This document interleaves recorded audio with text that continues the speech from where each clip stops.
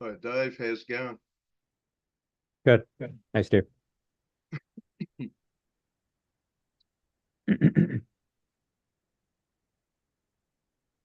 Anybody else showing up? Got four people from Eventbrite, but we'll see. And Well, somebody in the back in a Calgary second. group. I'll grab a coffee. Sure.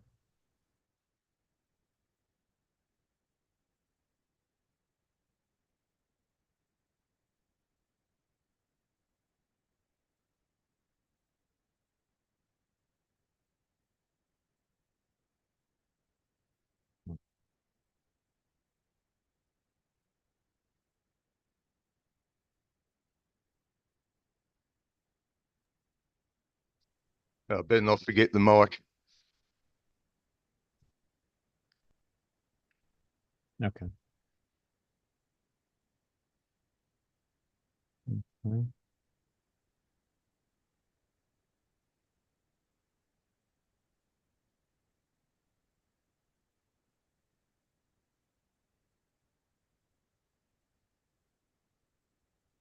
Any interesting meetings for you this week? Um, I'm not sure anything particularly interesting. No, there was got an interesting. Let me see if I can.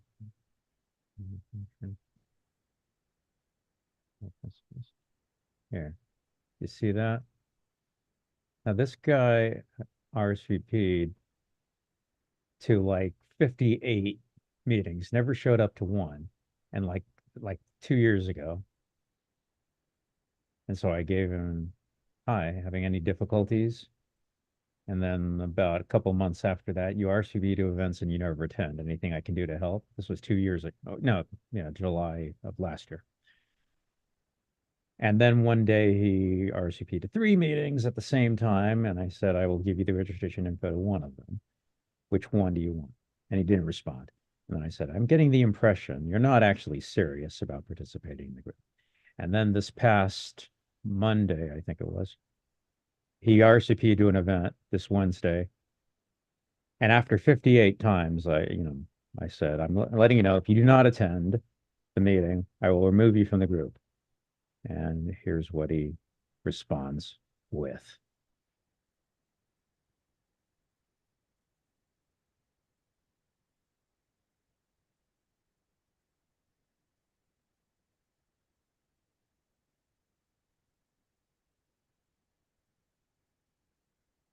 Ending with, you are starting to get on my nerves. At which point I removed him from the group, blocked him, and banned him from rejoining. Okay. So the reaction's a bit thin-skinned, is it? You just got to wonder. You just got to wonder. You know, I mean, we've all had our encounters online, of course, but you just wonder what the story is there. What's going on? Okay, that's going to be probably a bit troublesome all over, isn't it? Back in the old days in your Western town, you only had so many character types to deal with. You know, You just had to watch out for the guy with the guns. sure. But you haven't seen a film called Evil Roy Slade by any chance? No. Comedy. It was very early 70s. Starred John Aston Okay. as the guy out of the Addams Family. So it was a comedy, quite amusing. Okay. Well, maybe I'll put it on the. Natalia quite loves it. I introduced her to it, and she's quite Hmm. quite quite fascinated by that particular movie. It's Hmm. Okay. I don't mind. I'll put it on the. some of the comedy sessions. He meets a girl robbing a bank, so he's an outlaw. Hmm. And he sort of falls for the girl, so he decides to go straight and gets introduced to a family. They send him to a psychiatrist to change his behavior. And there's a scene where uh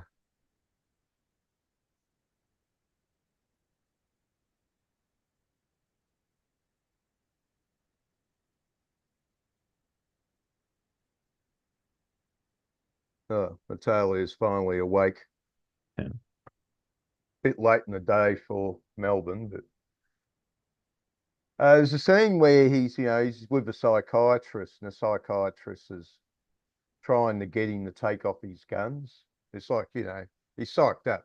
I just got to have my guns on me to feel safe. And when he removes the gun belt, Evil Roy Slade just falls to the floor. He can't walk without his guns. So it's got this sort of element of humour, quite good humour throughout the movie. Hmm. They actually had Dick Shawn in it as well. You ever heard of Dick Shawn? I'm familiar with Dick Shawn.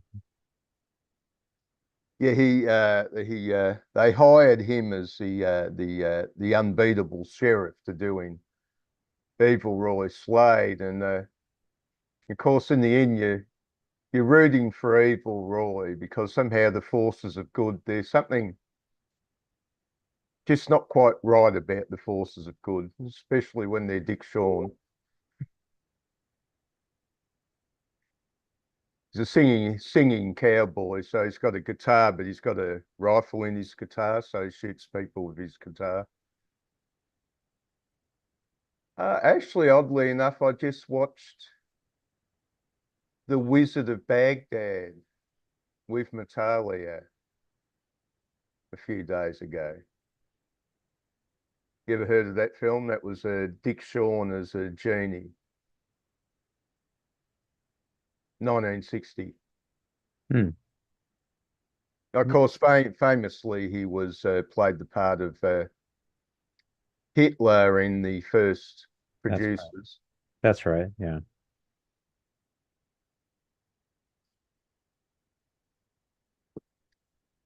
Didn't know what quite to make of Dick. I think was he playing himself in the producers? Yeah. No, he was also in It's a Mad, Mad, Mad, Mad World. And his stage show was called The Second Greatest Entertainer in the World. I had a stage show. Okay, the second greatest entertainer, right? Oh, well, to anyone who knows anything about Dick Shawn, he very famously died on stage. When was his death? In the 80s, was it? I think so. I think that's right. Yeah. He died on stage Oh, okay. And they thought it was a joke. initially. Uh, yeah, it's an interesting story. Well, I I mean, think that's pretty I much. recall reading it, but I just sort of passed out of memory.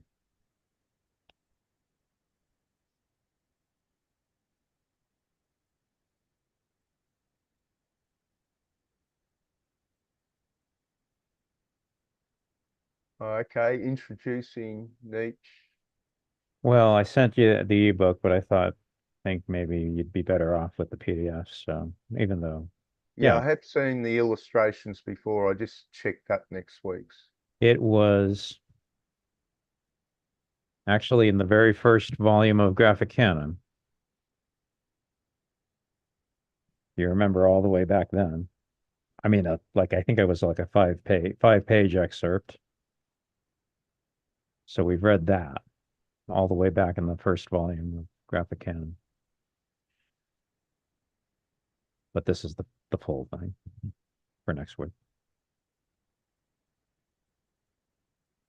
Okay, Google Drive, you need access. That's what I was afraid of. But the problem is,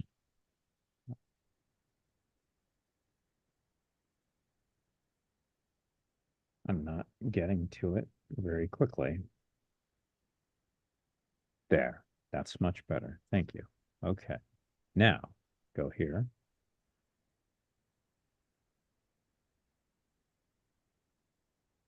Okay. Now it should be all right. I'm thinking it's all right. Well, let's see, request access. Do I press that button? I'll just send it again just in case.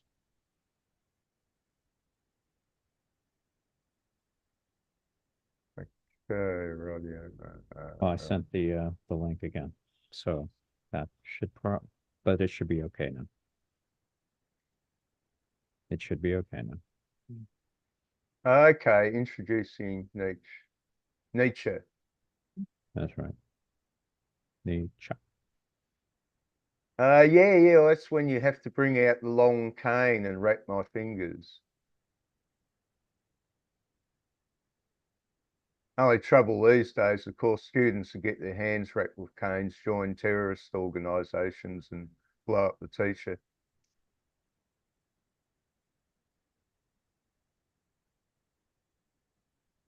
You're Australian.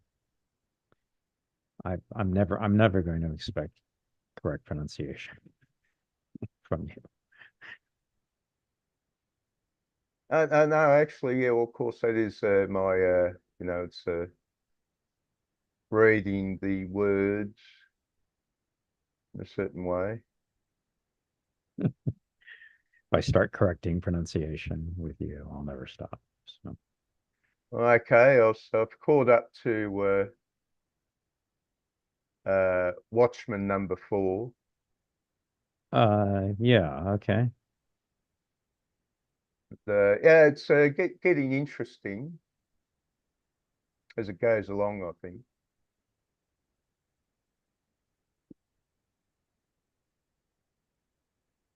Good. Yeah, yeah, yeah. Keep at it. Yeah. It would have been better if Alan Moore was slightly saner, but I guess you can't have everything. Reading the end of the third issue, I thought, yeah, it's an interesting point. Of course, he's making an analogy about comic superhero fandom. Hmm. So he's saying, well, the traditional superheroes went into a decline in the early 50s, but that was more the fandom as people. It's interesting. He blames the hippies essentially for where things went wrong.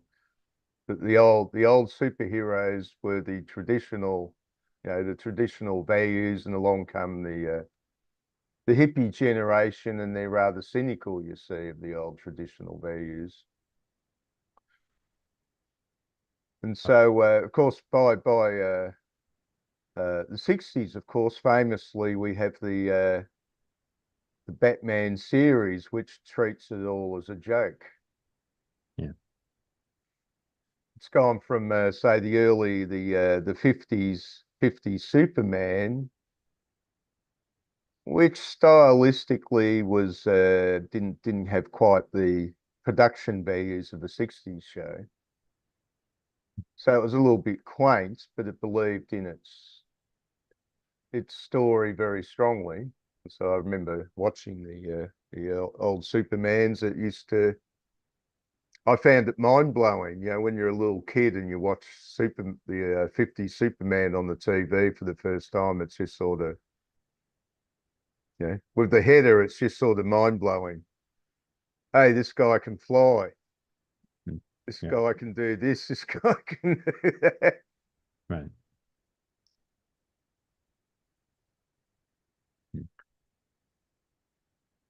Hmm. Well, seem to spend a lot of episodes chasing small time criminals. Yeah. I mean, you had to be Superman. You could lift up the pyramids for all I know. And all that power is required to chase small time criminals. Yeah. Yeah. Right.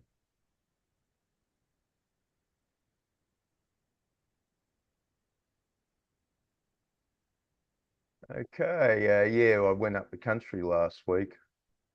Like, bit of Hmm. a cold too. My mind was a bit clouded, so I forgot to message you. Yeah, that's right. We actually did have some people show up. Oh, Maybe oh, right. Yeah. Well, Love- Lovecraft. Lovecraft. Yes, yes, might attract a few people. You had any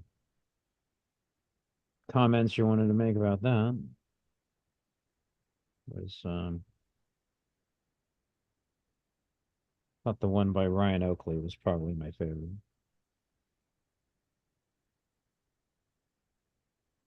Forget what it's called, but I liked his artwork the best.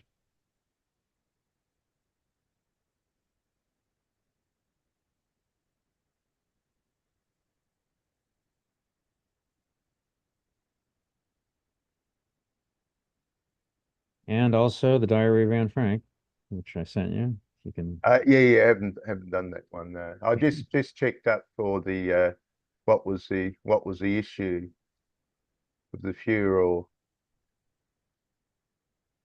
I and would. it seems that yeah, it seems there were certain issues in the original work, but the original work has usually been doctored a bit for general publication. There's a controversy, of course, that Right. many people claim that wasn't actually the work of Anne Frank somehow. That was the work of somebody else. Right. I don't know the exact truth of it because I don't think actually I've ever properly read that one. Some people would say that the one person said that the writing was too adult for somebody at her age. um, well,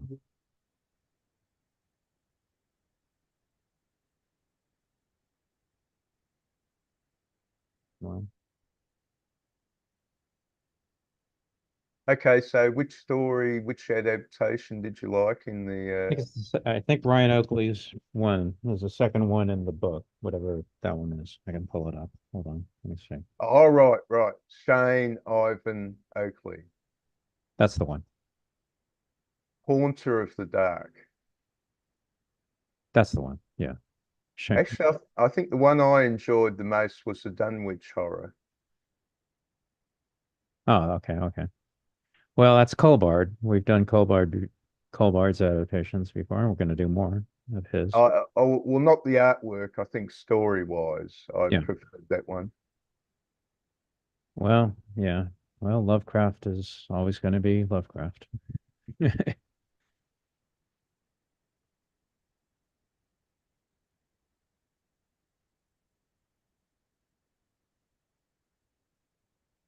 Yeah, the Haunter of the Dark. Okay.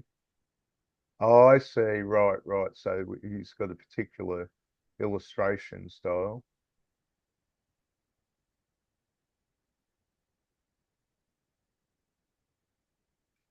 Well, most interesting to my eyes of all of them. So this is a story where a demon breaks loose from a church he was sort of imprisoned in, Yeah. thanks to a lightning strike.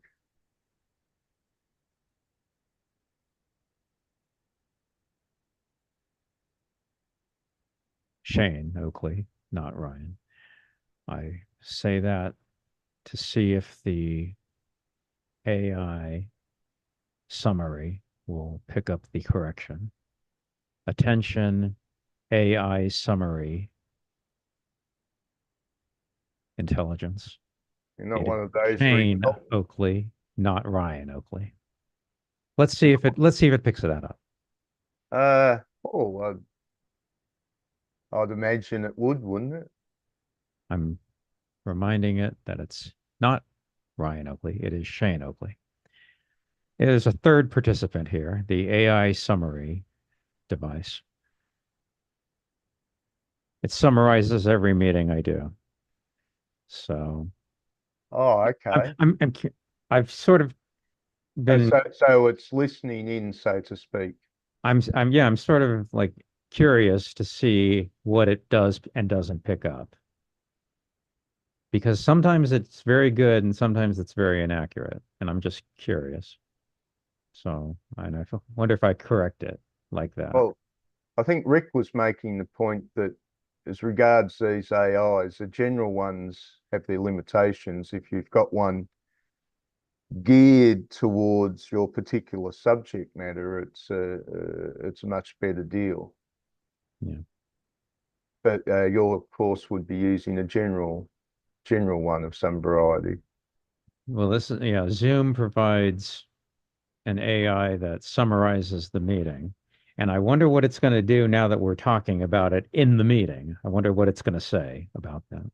I'm curious. Oh, we could talk about Trump a bit. That should blow its fuses. It is effectively a third participant. So I wonder if, I mean, it's going to have to say something because we are significantly devoting a little bit of time to itself. Wonder if it's going to blush. Right. We'll see. Uh, Spend a bit of time encountering Trump derangement, I still, I derangement still don't, syndromes. I still don't see it as doing a lot of damage towards creativity. I think in the current political environment, we were used to exaggerations, and in a small Hmm. society, a smaller society, which is at peace with itself, exaggerations, oh, well, it probably can't do much harm. But we now live in a fractured society. Yeah. And you get a figure like Donald Trump, and you know, people want to demonize him as the devil rather than, oh, okay, if you've got a criticism, come up with a valid one. Because I think it's actually become dangerous in our society to uh, propagandize. We're living in a more divided society, and such a situation is probably served better by clear, rational speech over a lot of issues. It's like, throwing the term fascist around. If you study the history of it, fascist were a specific group. Not all right wing is fascist. Italian. Sorry. It's Italian. Yeah. Fasciso, I think. Well, of course, you've got to look on the point that fascism was very much a product of the Latin world. It did roll over into the Nordic world. And today it might be making inroads into the Slavic world. Although, of course, if you look at the situation by 1939, quite a number of nations in Europe were fascist or semi-fascist. But the point that gets missed with it is basically the fascists were reactionaries. They were reactionaries against what they called the Red Terror. People have forgotten about the Red Terror. They were even scared of it in America and in London. And just the way people were terrorized by the French Republic originally when the revolutionaries came to power and started their own little massacre. Worried a lot of other countries, you see. They makes them a bit nervous.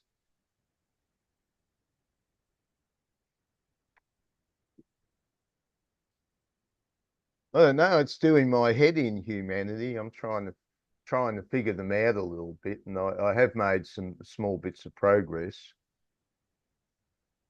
But it's a big story. Of course, we operate on generalizations. Hmm. We group a whole load of information into a general category. And different sorts of people might use different types of general categories a bit. And that works fine as long as everybody's in the same ballpark. This was something Goethe warned about. I've read a bit of his opinion on this back when I was a teenager, and it stuck in my mind. His warning about generalizations that uh, it's a useful device, it's part of the human ape. Without generalizations, we never could have landed on the moon. But it's a bit like 7 league boots. You tend to leap past things, you come to a tree, and a single tree might have an enormous amount of detail in it, but if you tried to encapsulate all that, you'd be there forever. So you have to say, that's just a tree and move on.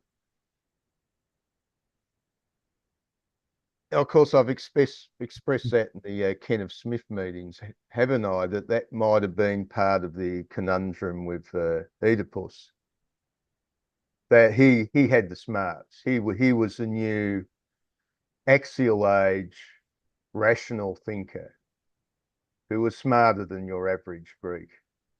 Hmm. But there's a downside, and that is you'll miss details. Little details like you killed your dad and you married your mother, little details like that. I always felt that the story was also a warning against mental incest. That is when you're Mm-hmm. so stuck in your own frame of thought. Now, for the Greek, that would have been those early days in the Mediterranean, of course, that you're a Greek. Yeah, this little aggressive people living, in this little place that's and as we know, the Greeks thought the world of themselves. They spend all their time praising Greeks. You hop on your boat and you go to Egypt and you suddenly see that there's a culture that which is just about way ahead in anything that you've ever done, and including you come up, you see the Sphinx, you see the pyramids, and you think even the most arrogant Greek in the world is going to think, I could never top that. You're stuck. Your mind is blown. But I think, yeah, Oedipus, he was, as Smith was saying, he was clever in a superficial, glib way. He looked like a person who had the smarts, and he was smart in a certain way, but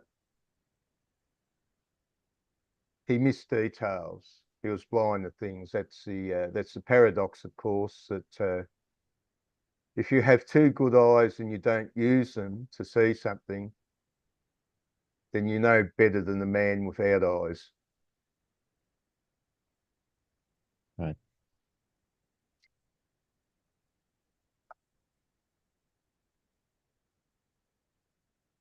This is one, looking at Schelling, the phrase, I'm beginning to understand Sartre's phrase that existence precedes essence. You've ever gone over that one? Right. Yeah. How far did you progress with it? Um,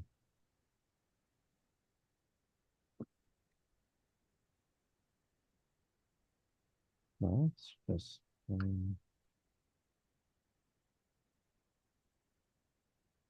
almost like nature versus nurture, isn't it? Mm. Well, I think, yeah, Schelling really gave me the clue because I think, in a sense, he was a progenitor of existentialism without being an existentialist in every respect himself. And it's quite there's a simple angle on it. Of course, we're dealing with a complex theory, but ultimately you can reduce it to something which shines a light on it, and that is back in those days, these German idealists, when they were talking about essence, they were referring to their ideas about what is essential. I mean, we confront reality, and what we mean by essential often is what is useful for us.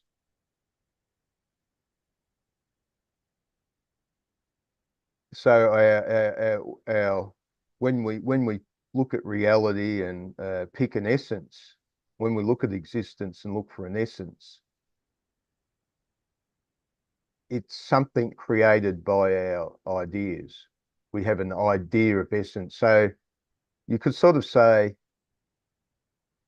what he was saying was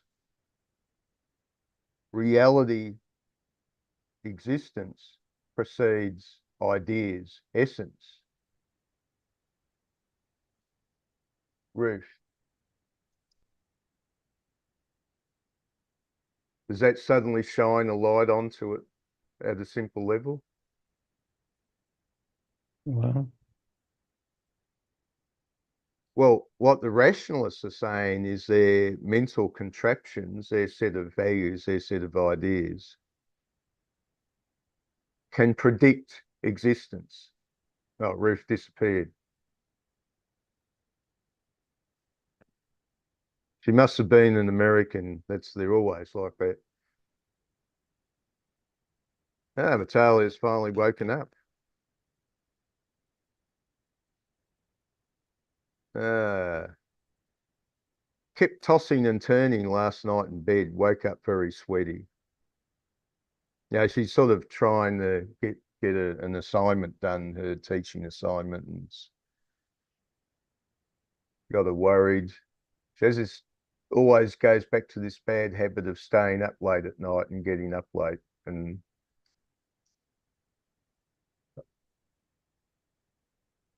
if if you're happy, not particularly getting anywhere in life, that's a habit that works quite well. I've tended to notice that just about anybody who doesn't get anywhere in life will have that habit. Get up hmm. late, stay up late.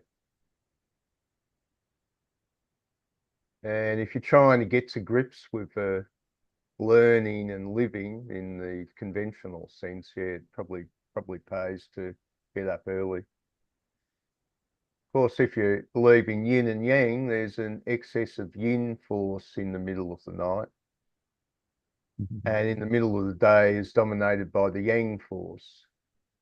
But they're at balance at sunrise and sunset.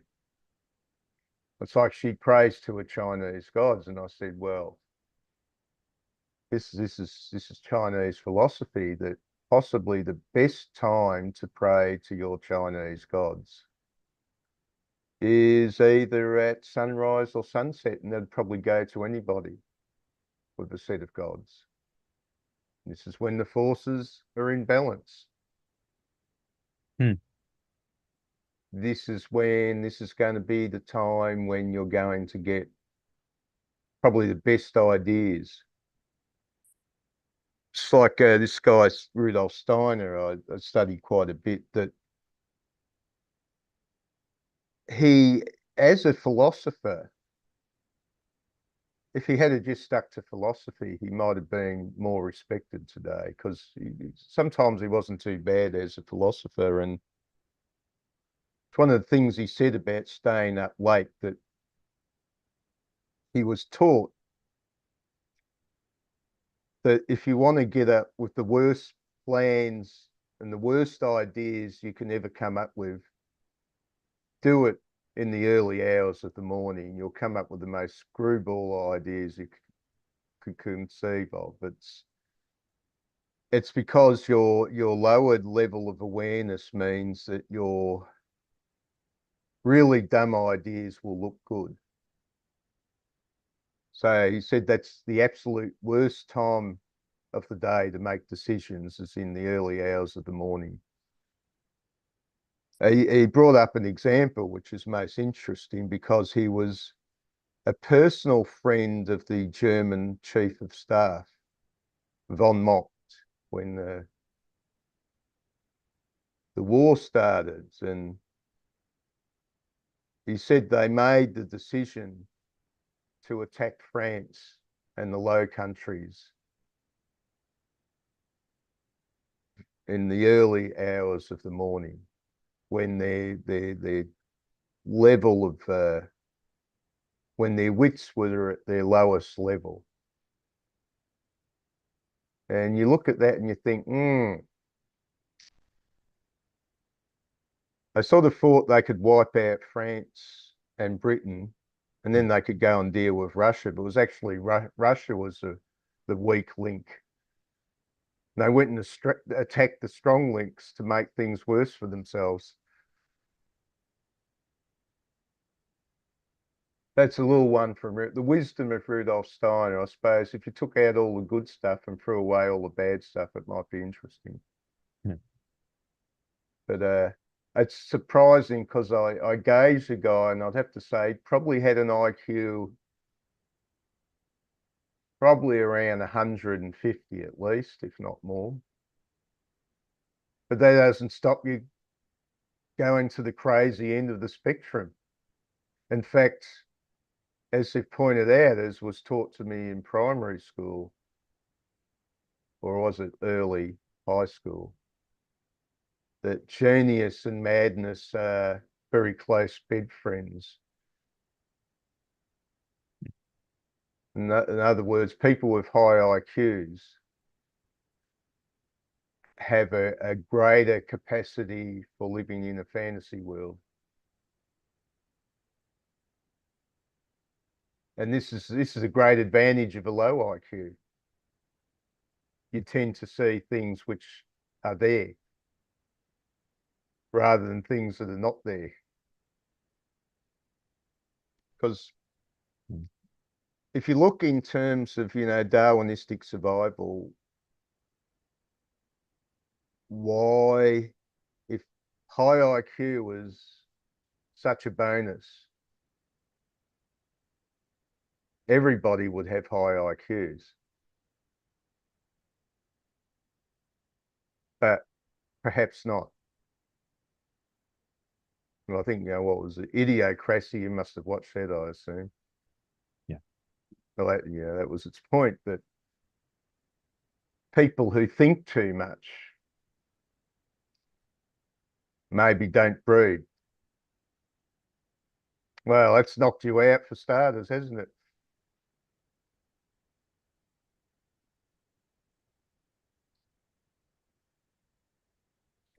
I thought that was the interesting point in Idiocracy, that you look at people, he's got the higher IQ, and he thinks in terms of a time machine literally,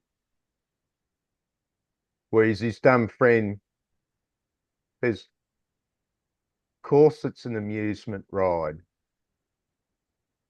For the smartest guy in the world, sometimes you're a real dick, This is it, people with high IQs will just think literally, in terms of literate function, but people go around thinking, high IQ is the bee's knees, and it's useful for a lot of things. But it's like, I found a lot of guys with high IQs, they can't drive a car. They just can't, they're not as good at keeping their minds on what's actually going on and processing that information. You get a guy with a lower IQ, he can drive a car a lot better.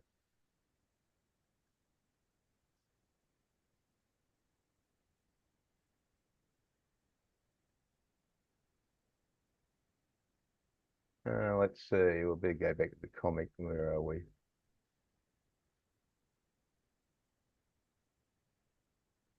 Yeah, so actually, so the Dunwich horror was the one which appealed to me the most.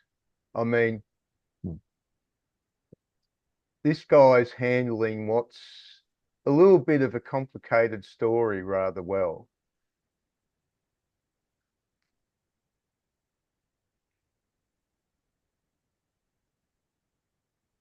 I even like the illustrations.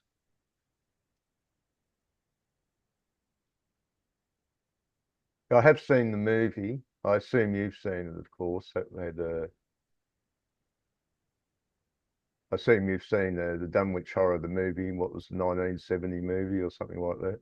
No, no, I haven't. Oh, oh yeah.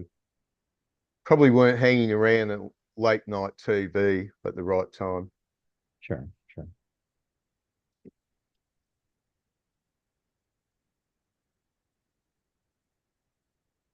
Yeah, there've been a smattering of Lovecraft movies made, but not a huge Oh, amount.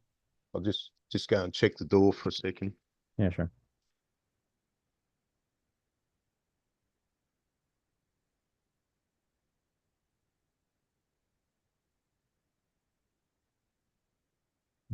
Hmm.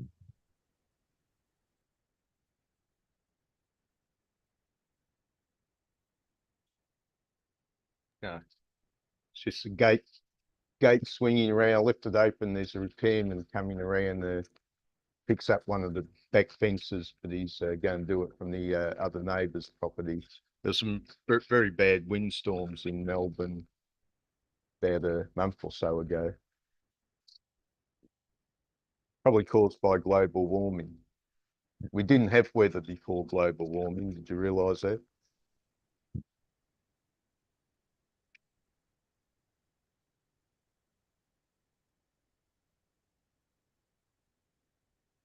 Yeah, I did read about the scientific business about global warming when I was a kid. Most people are unaware of it. I liked astronomy Hmm. Hmm. quite a bit. And of course, no, most people would be unaware that, for example, if we didn't have global warming of any variety, the average surface temperature of the Earth would be 19 below. It only takes actually a very small amount of CO2 to lift that substantially. It tends to be a law of diminishing returns. So you keep on pumping more CO2 into the air, it doesn't have quite as powerful effect as you pump more in.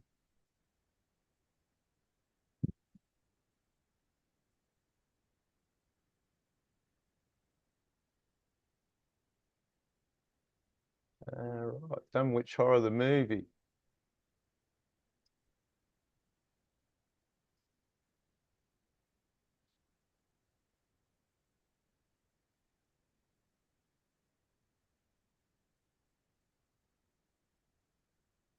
Oh, yeah, 1970. And of course, one of your great weirdo actors, and who would that be? He had a brother, and his brother was in Alien, Um, and he was in Dune as the Doctor. no, Dean uh, Stockwell. you won't. Oh, okay. Yeah, he died not too long ago. So he played the part of the brother who in this comic is, sort of projected as almost a semi-human fiend, a sort of semi-human fiend.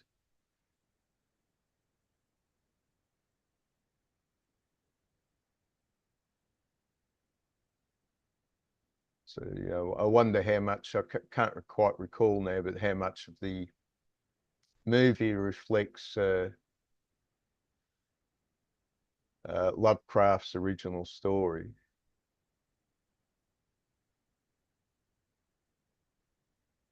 Well, you can say that about it. All adaptations.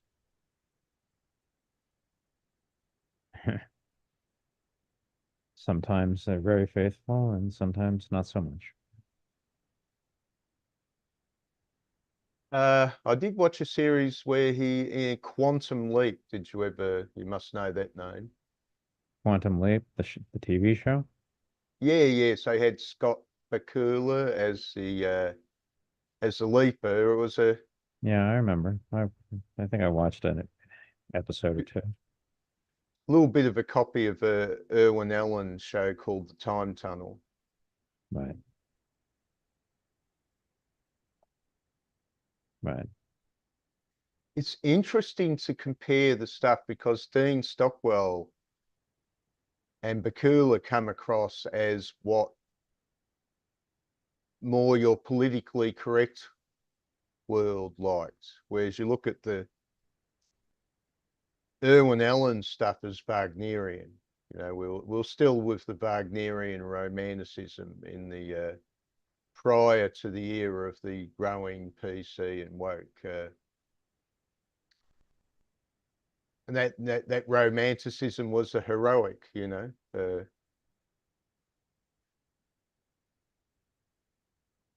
You know, you faced the battles with the cosmos with a stiff upper lip. That was the standard which I saw in, you know, fiction when I was a little kid. And the new world is to be a whimpering softy who needs to be mollycoddled and given soft soothing words. So the quantum leap has that sort of mollycoddling sort of element to it. A sort of a worship of goodness. So it's interesting. So it's interesting that I'd have to figure out how did say the Wagnerian 60s picture Hmm. the heroic goodness and how is it pictured today? Well, Star Trek was a product of the 60s, for example. And that was again, it was a culture of the stiff upper lip. You didn't generally reveal your personal feelings. Like, you know, Spock had to keep a cap on his personal feelings. So anyway, getting back to the comic, yeah, the Dunwich Horror. So the half brother or the brother is pretty weird looking. So he's got pointy ears, yellow eyes, and a goatee beard to go with it. They'll earn you lots of friends.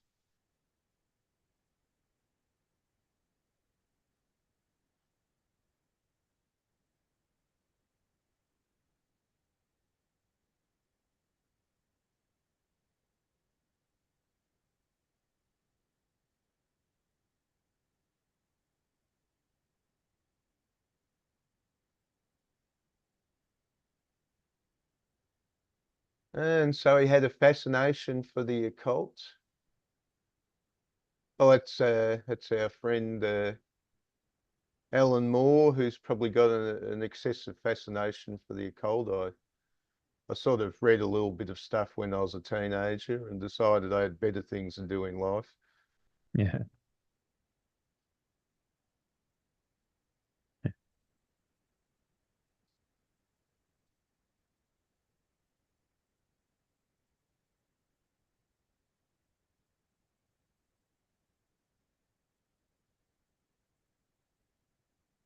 Okay, the illustration on page 49, I'm trying to work this one out. So the dog attacks him.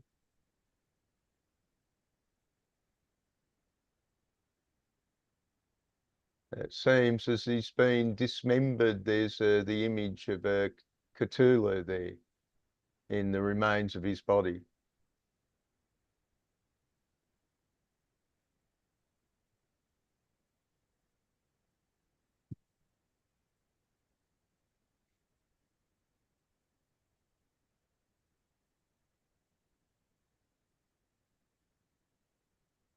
I suppose we have no explanations from Lovecraft about how he came up with the concept of Cthulhu. There might be.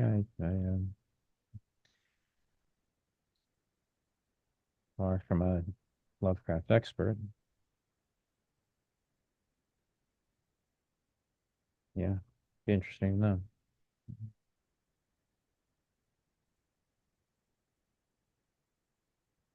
Wonder if there's information out there.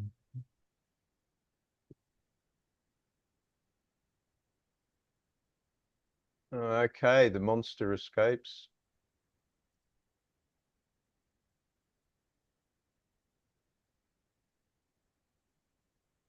And they use some sort of magic enchant to make him disappear back to wherever. What was the next one? The color of space. Okay, this artwork looked most interesting as well. Right, where are we? Downloads.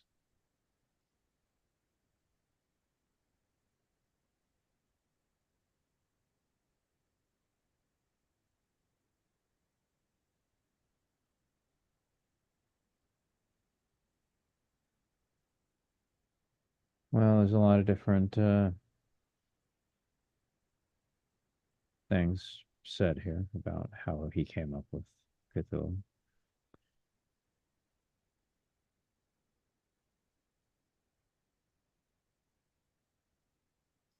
Uh, Okay, the color out of space was a bit interesting. So Mark Stafford, I found his artwork rather good. What did you think?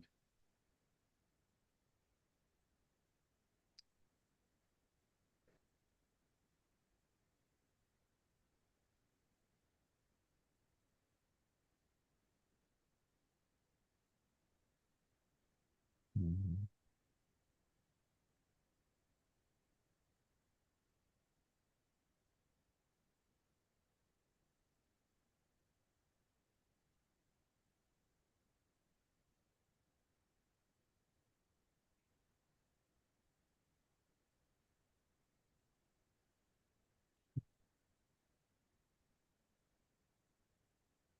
Yeah,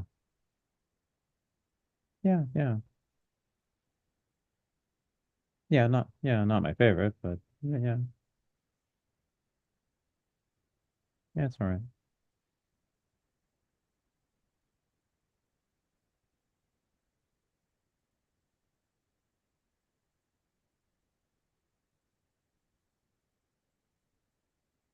You interested if I point out the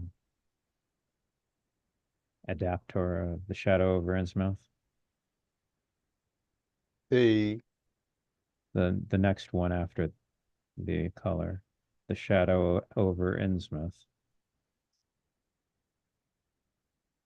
It's the next one after. okay, rightio, Shadow Lee Gallagher, and right, But I'm saying, notice the name. You notice the name? Adapted by Leah Moore. Leah Moore, not a relative, is it? That would be Alan Moore's daughter. Okay, Just a bit of trivia there, if you're curious. Alan Moore's daughter, Leah.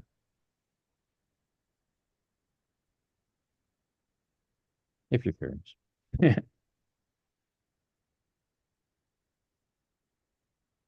It's actually a pretty common name, Moore. yeah, I've But tended to in notice fact, that. yeah, that's his daughter. And Fortunately, John Higgs. Reppion is her husband. So the daughter and son-in-law. Fortunately, Higson only has I think about 3,000 entries in the world or something like that. Right. Okay, so these people in Innsmouth are all secret fish people.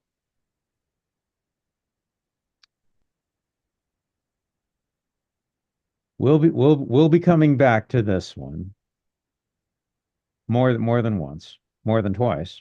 We'll be coming back to this one. Oh, you mean Lovecraft? Yes. Well, if you pay attention to all that we're covering here, we'll be revisiting everything one way or another. Now, I assume with some of these stories, of course, there might be a few different comic versions. Well, there's that. There's that. But we got a long way to go. Got a long way to go. Got a long way to go. A lot of Lovecraft to cover. But worth the specific places we're going to go, it's worth paying attention to the specifics of these stories. We'll be seeing a lot of these things coming up again. Oh, okay. So you're saying we're dealing with a Lovecraft cosmos. Partly. That's partly what I'm saying. Partly.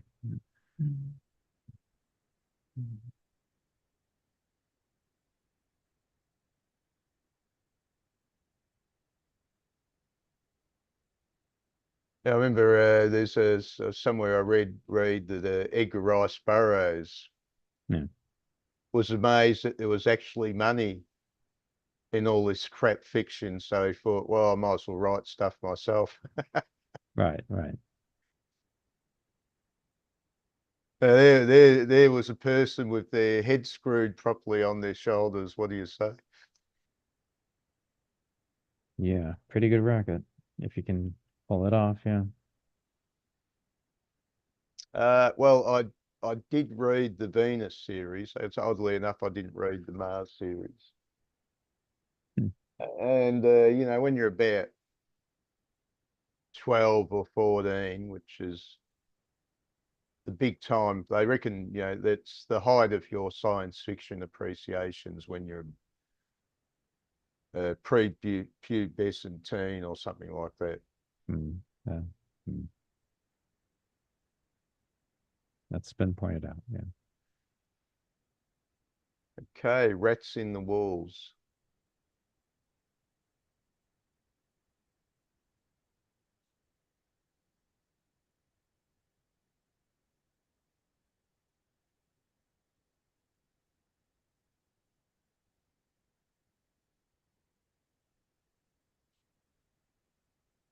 Oh, well, okay. So the guy turns cannibal at the end. Dagon. Oh, okay, the fish god. So Lovecraft has a fascination in corruption, in decay. Oh, right, right. He was a reader of Spengler. So Lovecraft that had some of that sort of Spengler outlook. That cultures are organic and they inevitably rise and fall.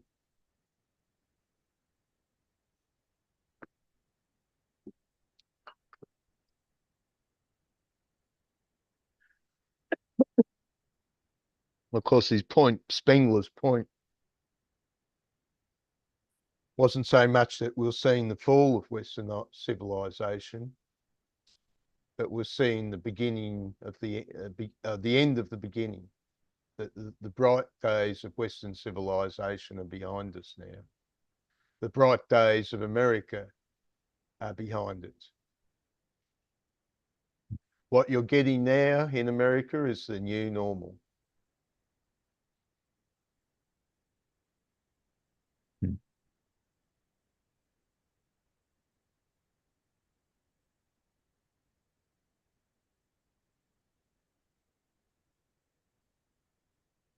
Okay, I didn't follow up the names of the various artists. Oh, okay. Lee Moore collaborated with John Reppion on many projects, including the trial of Sherlock Holmes, the complete Dracula, Um, Albion, Wild Girl, In addition to her writing, Lee enjoys drawing and painting, has provided illustrations for various articles and stories. Well, husband and wife team. John Reppion is her husband, is he? So that would be Alan Moore's daughter and son-in-law.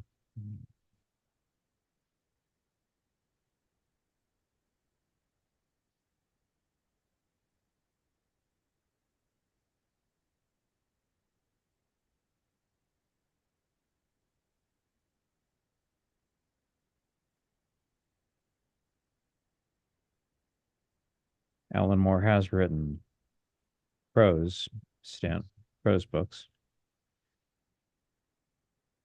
which Which is not an enormous departure of what he does in comics.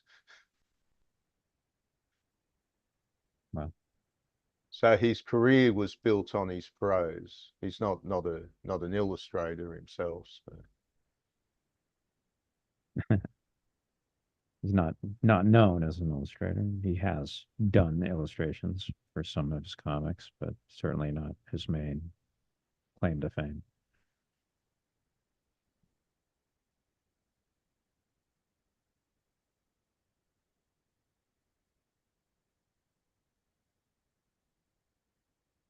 Let's see. Lovecraft developed an early interest in chemistry and astronomy.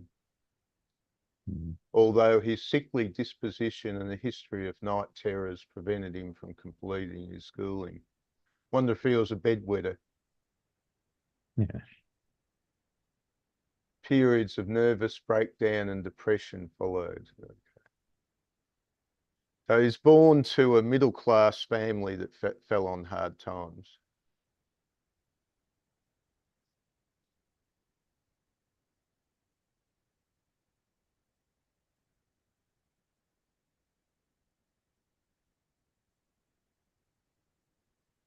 Of course, he was the inheritor of a century-long tradition in the penny dreadful.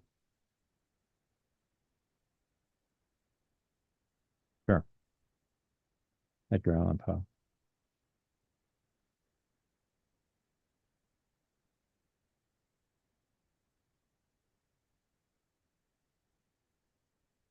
Oh, okay, he was friends with Robert E. Howard. He shot himself. No. Yeah. Shot himself when his mother was on her deathbed.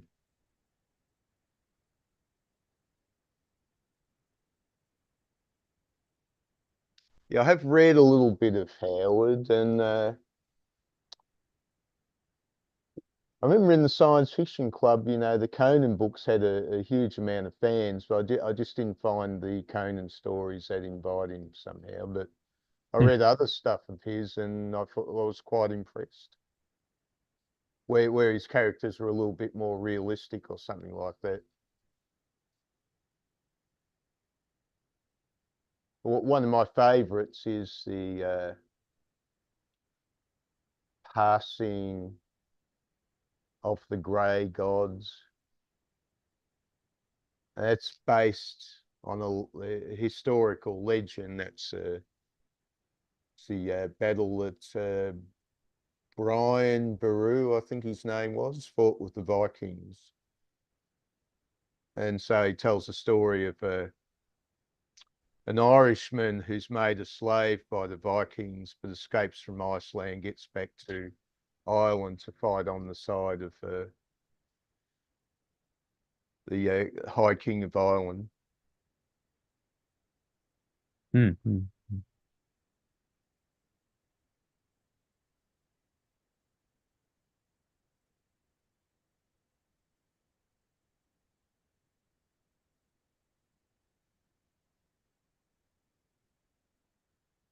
Right. More recently, his work has inspired numerous figures working in fantastical genres, including writers Stephen King, Alan Moore, Neil Gaiman, and directors John Carpenter, Susan Gordon, and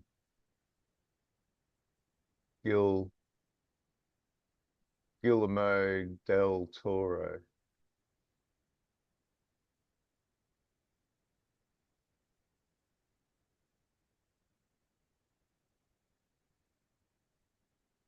What has sunk might rise again. For what has risen may sink. Okay.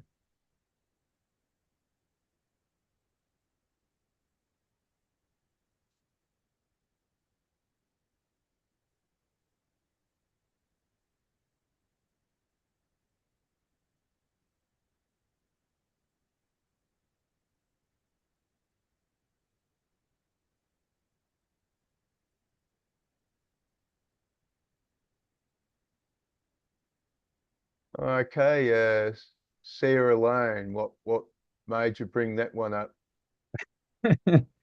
Remember seven athletes? Okay, yeah. Seven athletes with art by David Marenko. And you said you liked David Marenko's art so much, and I asked, "Are you interested in doing more comics with art by David Marenko?" And you said you would like to do more comics with art by David Marenko. So here you Yeah, go. Sarah yeah, Lone with art by David Marenko. I quite like the illustration. It's Yeah, seven very athletes, remember? pleasing. Yeah. Yeah. So here we go. So we did a comic with David Marenko art. I didn't need to ask if you wanted to continue with it because there was more than just the two you read. Yeah, I figured that out. Yeah. Uh, But I'd probably say that didn't have to ask. I think the story's Pretty like trashy. yeah, yeah, Pretty yeah. trashy. It's easy, Yeah. very easy to follow it. It's like a television TV movie. Yeah. It's really just trash.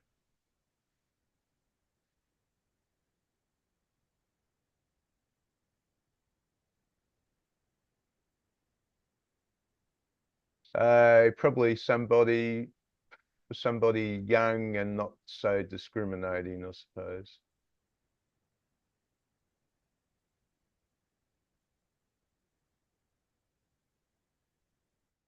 So Eric Anno is the author.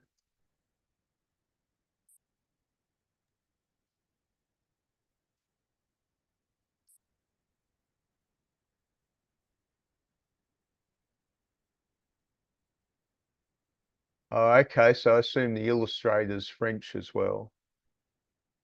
Marenko, Yeah. French. Doesn't sound French to me. Oh, okay. I'll look that up. Where were we?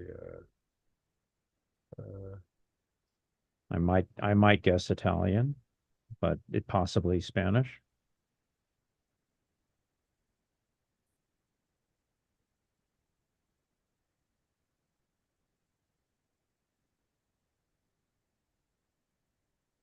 Not sure how many French names have an O at the end.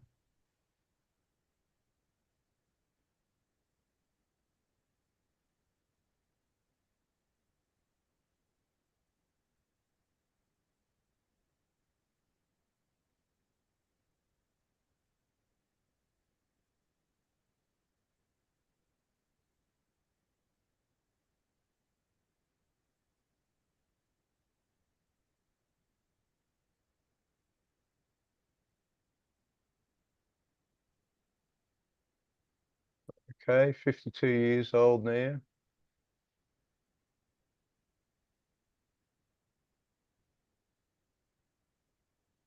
Okay, today, there's a YouTube. Sarah Lane by Eric Arnoux and David Marancho Bandy. Okay, whatever. Today we take a look at book one of Sarah Lane by Eric Arnoux and David Marancho, published by Sumerian. A beautifully told mystery.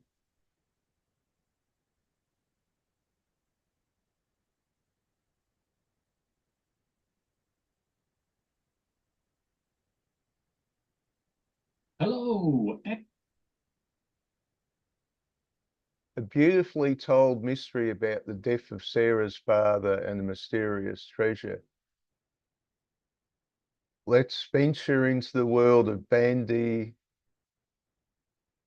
Dessinée. What the hell does that mean? More. It's French for comic book.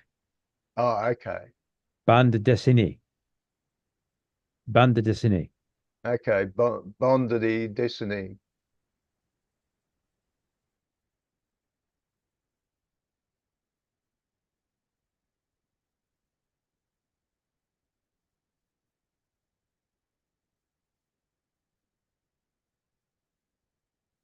Yeah, I could have looked that up, I suppose, but uh,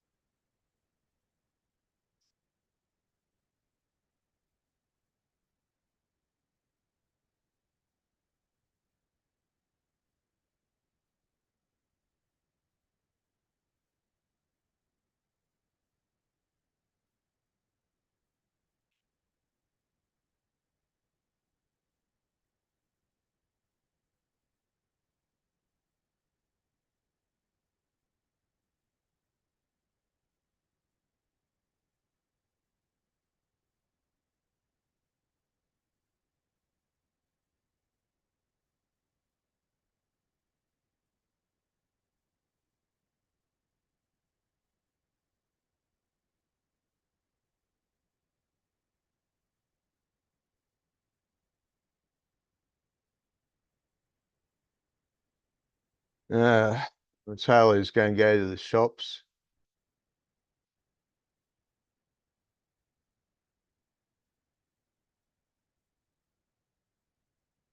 She's sending off a package. She buys clothes and gets bored with the clothes and then sells them on the online second-hand market, which at a loss of money. So Doesn't sound smart. yeah, she's a bit spendthrift with her allowance. I sort of told her that, it's probably smarter to keep a good behavior with money. It's the people that die rich are not necessarily always the people who are great at making money. They were the people that were great at keeping it. You look at a lot of famous figures that they made money and they just blew it all. Yeah.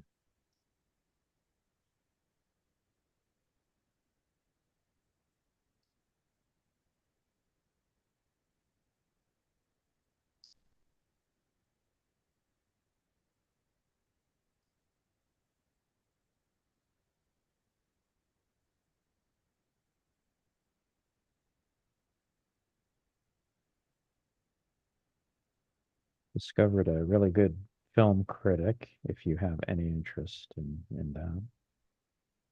Oh, okay. Really? Yeah. I'll stick them in the chat and I'll look them up.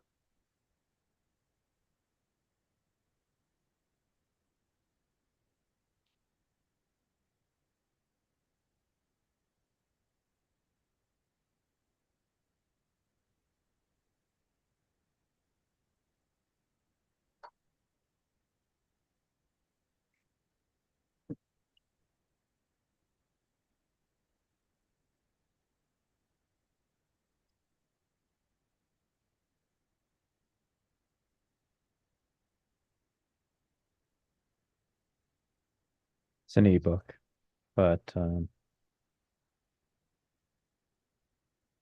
if you have any interest in good film criticism, it's worth browsing through.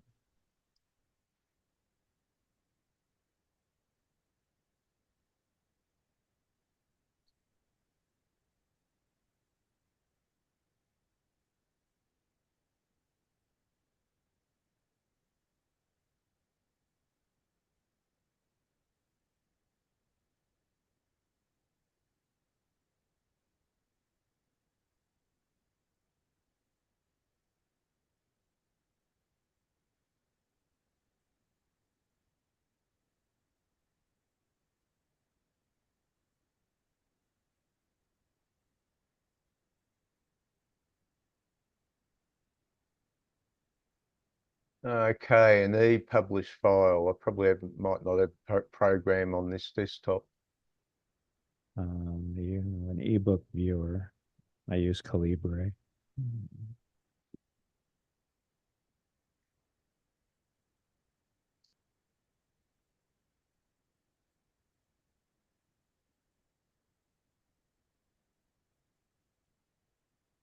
It has a free version, I assume. I have heard you mention it before.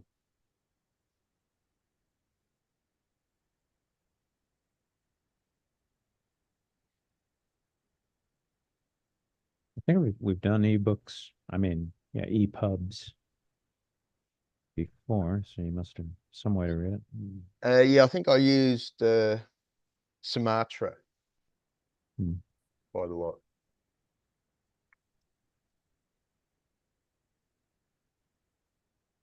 If I've got Sumatra, that tends to be handy for me anyway.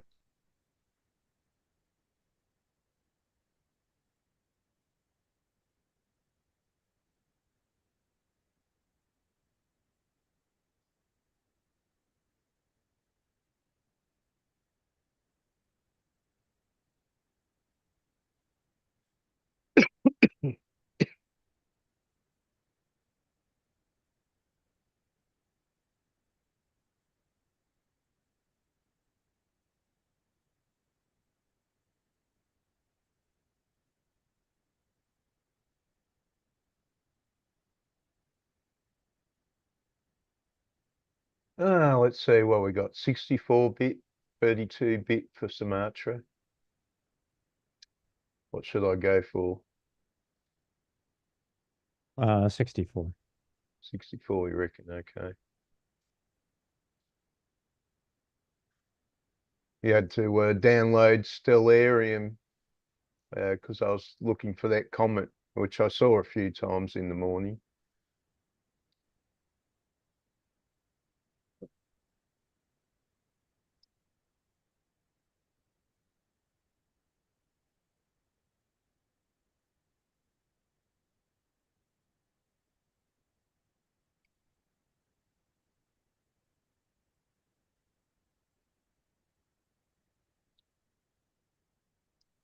Hmm.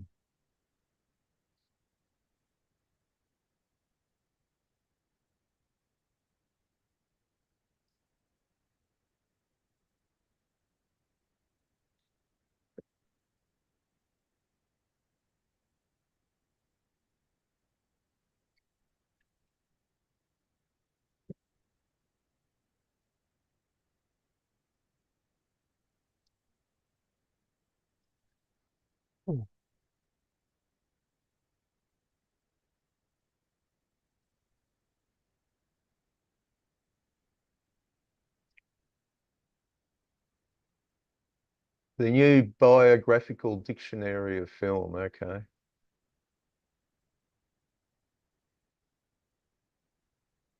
You could spend some time with this, and what he's got to say, I think, is actually pretty nice. Okay. Uh, what's it? Oh, the one you hate, Barry Lyndon. That'd be good.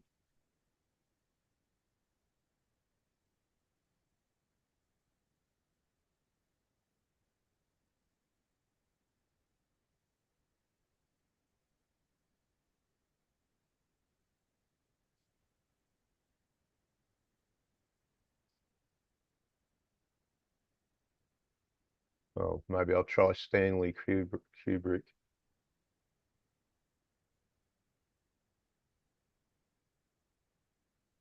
George Sanders. Now there's a name.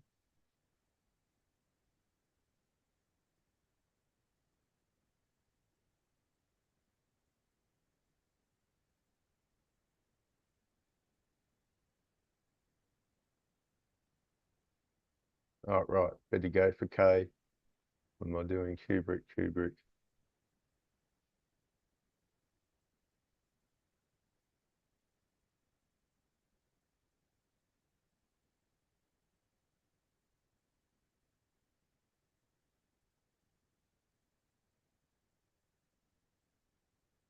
Val Kilmer.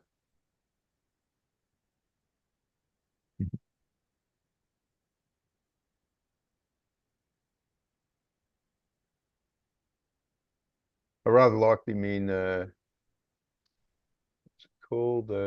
Top Secret. Sort of a joke spy film in the tradition of Get Smart. Yeah.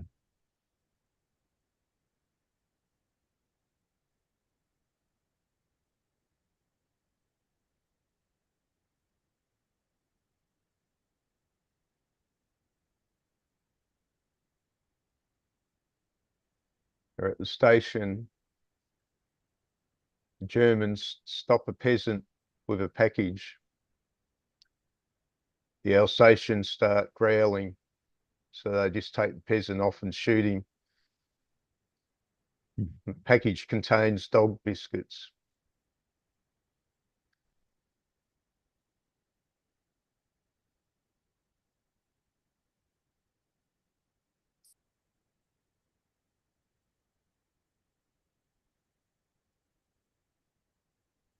Angela Lansbury, well, she died quite recently or something.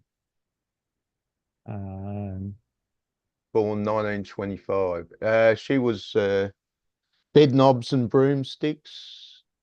Quite a popular actress in her younger days, and I think she was Samson, and she was in Samson and Delilah, the one with what was his name? That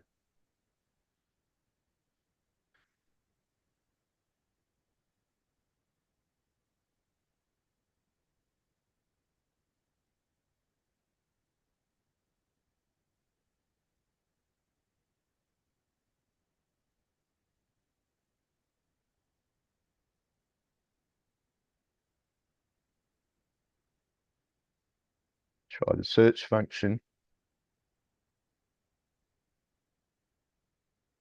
Stanley Kubrick.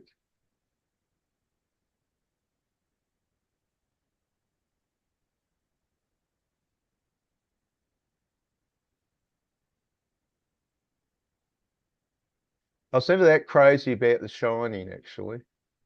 Maybe I missed something. well, yeah.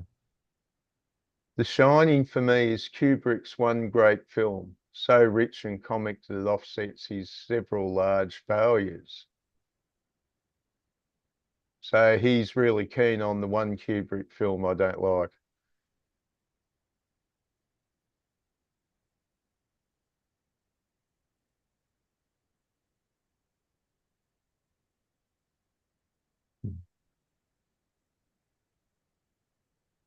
Sometimes the window dressing is the point.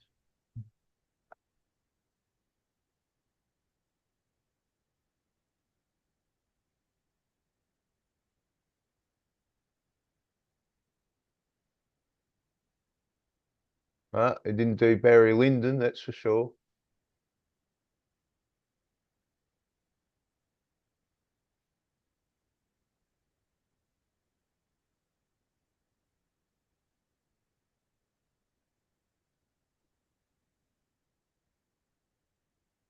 The Man Who Tried to Evade Bullets. Of course, you've seen the film, and Man is ready to evade bullets. No. yeah, well, sometimes he stood for the bullets in the duels. In the battles, there were just so many bullets coming from the other side, he tried to evade them and look for a better deal.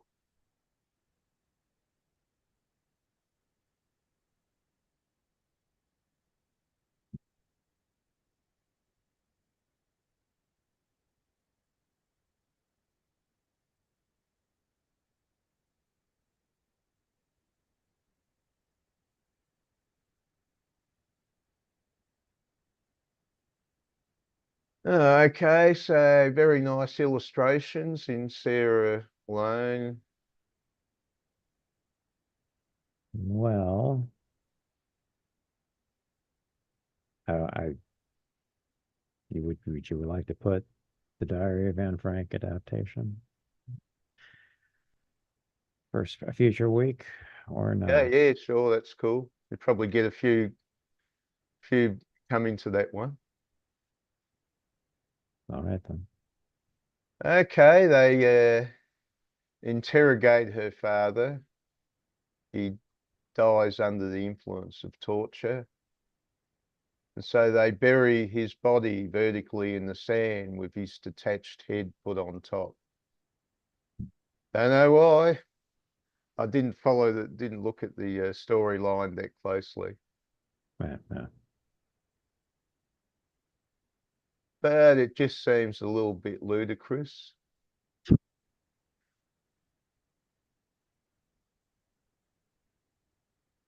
Okay, so she's a Yeah, burlesque dancer. Okay, fair enough. That was always a popular one in 50s crime novels.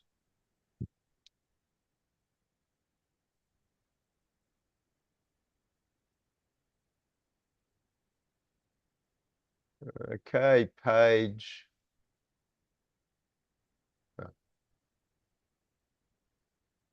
And put the slider on.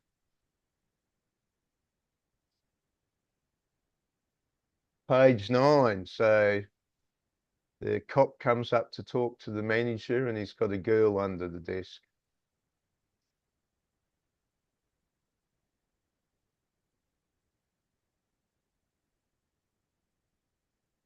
So part of this is displaying degenerate characters of outrageous proportions.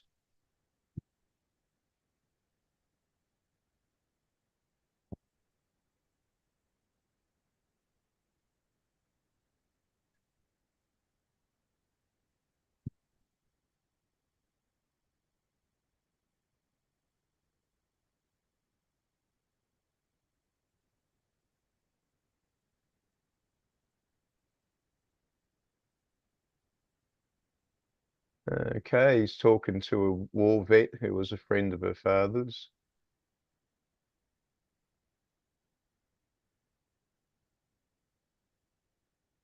Okay, he's going to lend her some money if she does the right thing for him. Opens the safe. Tries to take advantage of her, hits him in the head. He's still breathing, then another girl comes along and finishes the job and steals the rest of the money.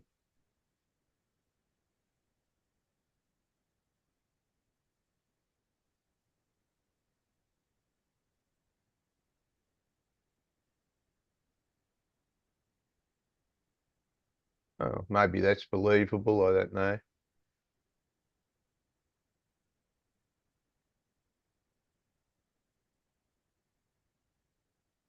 Okay, she goes and tries to run her dad's shrimping business.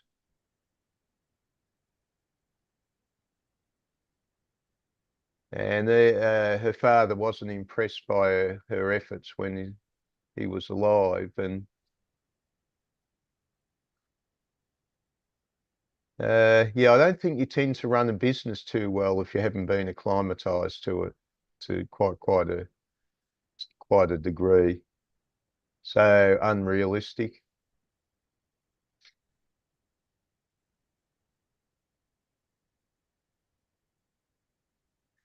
She's a good shot. Make a nice assassin.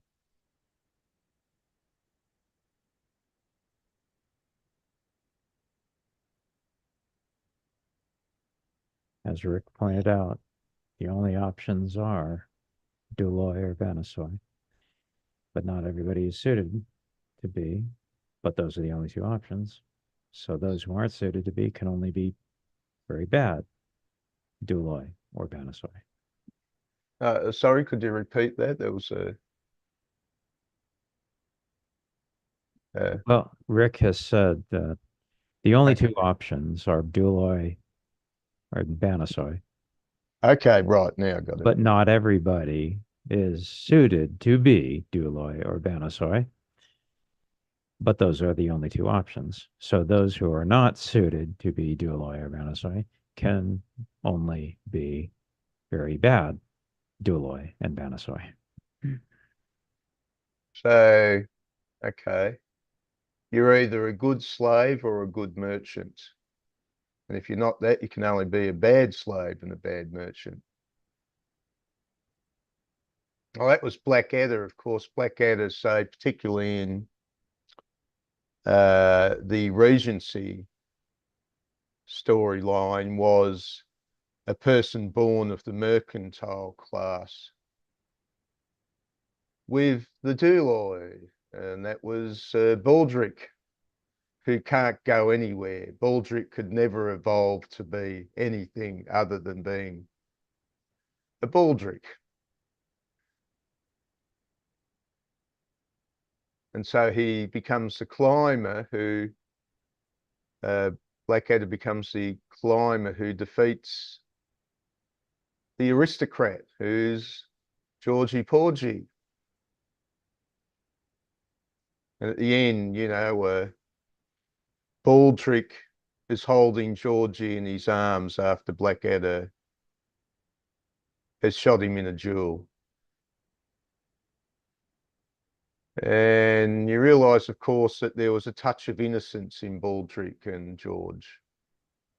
But Blackadder, we discover through the series, is very intelligent and very observant, but not exactly the world's nicest guy.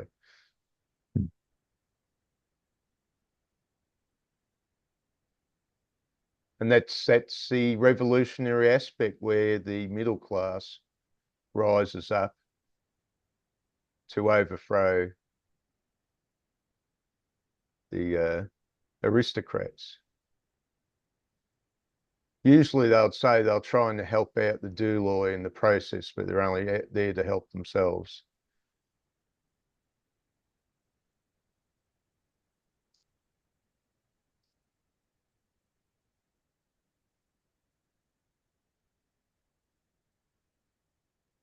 Oh yeah, I was just watching this YouTube copy,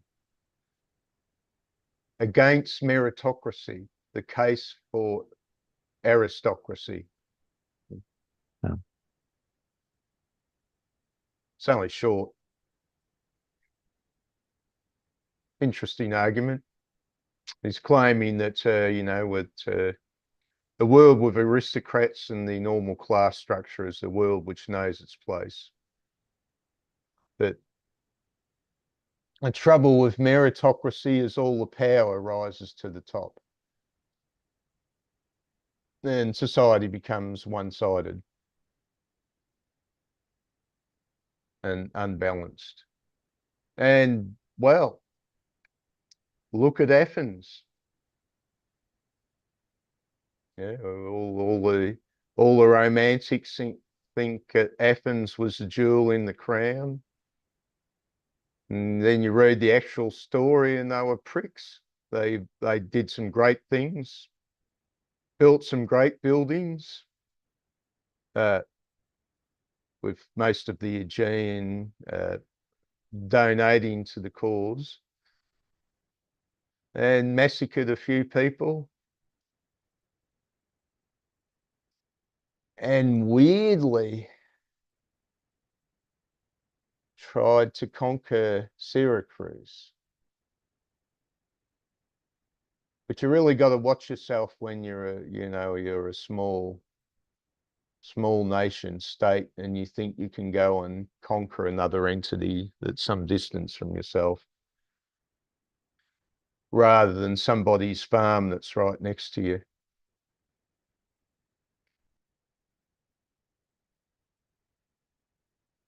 And of course, today everyone says, democracy equals goodness. They again haven't read their history.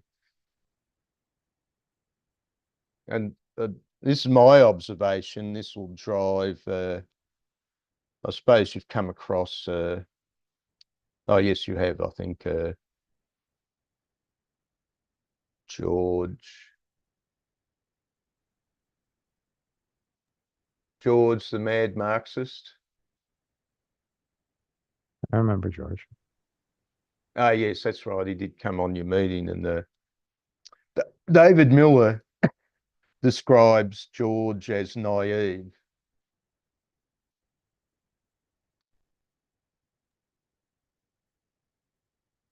And I'll probably make the shocking case, and this is when I look at history, that when we look at democracy,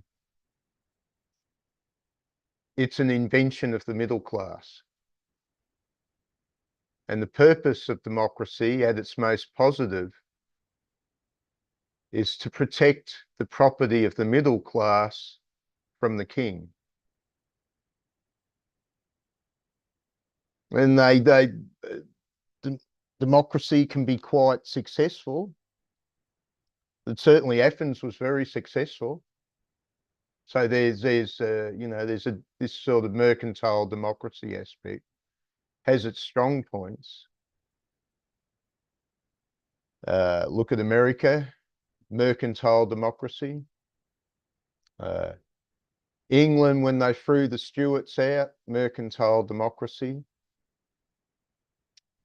The Icelanders, when they escaped from the man who would be king in Norway, who stole their property, they decided to leave and founded the Icelandic Republic on the no more kings. We, the people, can rule.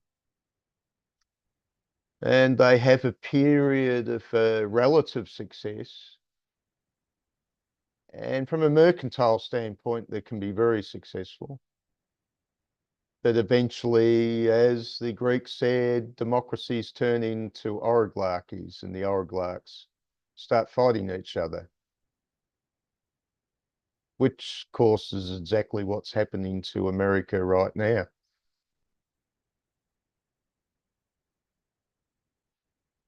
And probably the entire Anglo-Saxon world, actually. The disease is There spread you to go. There you go. If you hadn't have said that, I was going to. spread. It's not just America. It's global. You get annoyed when I say effectively countries don't exist anymore. You get annoyed when I say that. Oh, It's just a global regime. It's American led, I grant you that, American led, but the regime is international. oh, okay. You'll believe that there's the The grand oligarchy. capitalist mercantile oligarchy that rules the world. But I see Or a number of different groups. multinational. Well, that's true too. Yeah. It's basically multinational corporatocracy. And all they need is to run their own armies like BlackRock.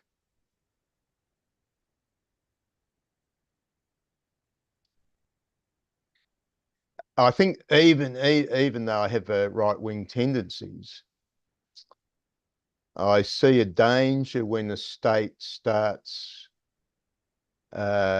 giving its traditional roles to private enterprise. For example, the military, the police, the prisons, and whatever else is supposed to be the state probably best remain the state fully, even though the state can be inefficient. The political cost of lending out, so to speak, what do they call it?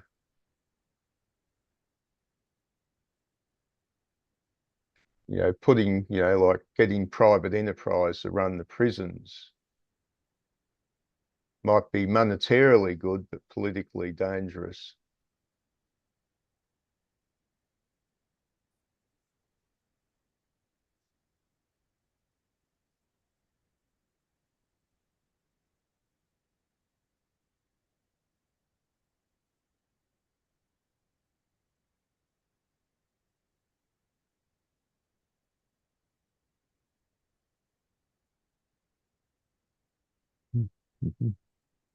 Oh, yes, Natalia's been watching, what was she watching? Sense and Sensibility, No. a 2008 series. She went out with a friend of hers on Friday who's quite fond of that sort of English period stuff. Uh, so you got Jane Austen and Yeah.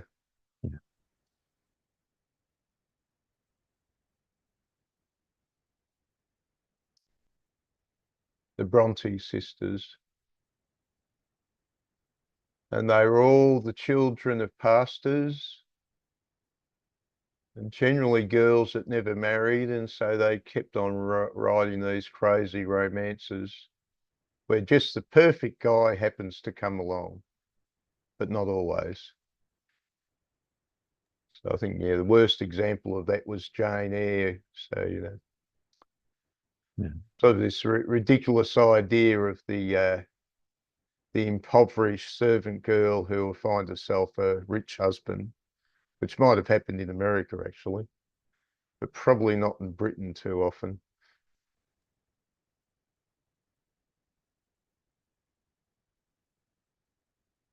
I saw the one with George T. Scott. Oh, that's right. That's right. That's a version of Jane Eyre. So yeah, George C. Scott was jumping in for a few roles there. Yeah. I think he did Ebenezer Scrooge in one of David Copperfield's. No, sorry. What's his name again? Dickens. Dickens. Yeah, one of his stories.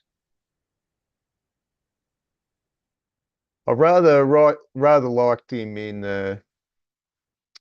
Doctor Strangelove. It's an interesting comparison. You know, you have uh, Jack D. Ripley, who's the madman, compared to George C. Scott's military leader, who's the relatively sane one. Relatively sane. It was Jack D. Ripper Well, of course, the thing with what was his name again? and Buck Turgidson. Oh, that's right, Buck Turgidson. Is that sanity consists of being able to pull yourself back from the edge. So he's standing on the table, making like a B-52, excited at the thought of the bomb dropping when the president reminds him that that's a disaster. He thinks, yeah, you're right, it is an absolute disaster. Whereas Jack the Ripper is a person who won't come back from the edge. Yeah. He'll see the abyss and jump into it. So there's no perfect sanity. Sanity consists of avoiding the extremes of insanity, being able to see what's going on and pull yourself back.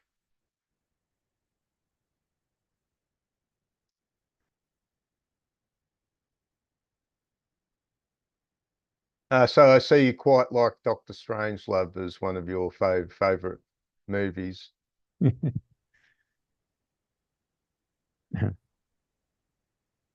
I like that movie. Yeah.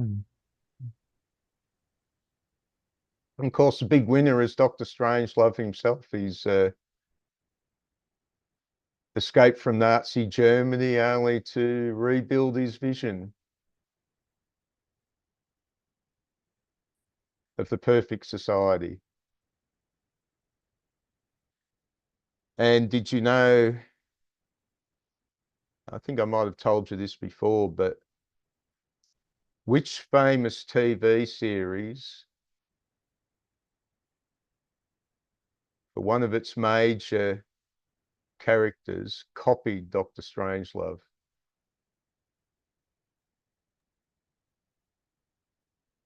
Who created the Daleks? No. Davros. Davros was sort of like a wheelchair-bound mad scientist. Okay. Okay. Yeah. Okay. I So got you. this is Terry Nation that, he created great stories, and he also ripped off great stories, good images. This it's like the guy who created Alien. he could rip off a good story. Well, maybe who was the guy that was complaining about Terminator ripping off his Harlan Ellison. yeah, yeah. Harlan Ellison. There was a certain amount of truth in that, that some of the imagery, you look at some of the imagery of Terminator and it resembles one of my favorite Outer Limits stories. So it was the one with Barbara Eden's husband in it. Wow. I think it was Demon with a Glass Hand. Which, Yeah, you're really stretching it with the connection there. Okay, they've sent an android back from the future, but the android's not there to assassinate anybody, really. Nah, not that one, but that image that of the future war, they say that they show at the start of Terminator, just so resembles the image from the other one, the soldier, I think it was called. Trying to remember it. Soldier. Yeah, that's right. And you say, yeah, you could say that's obviously he's been inspired by that image. But Demon with a Glass Hands, or I think that's stretching it.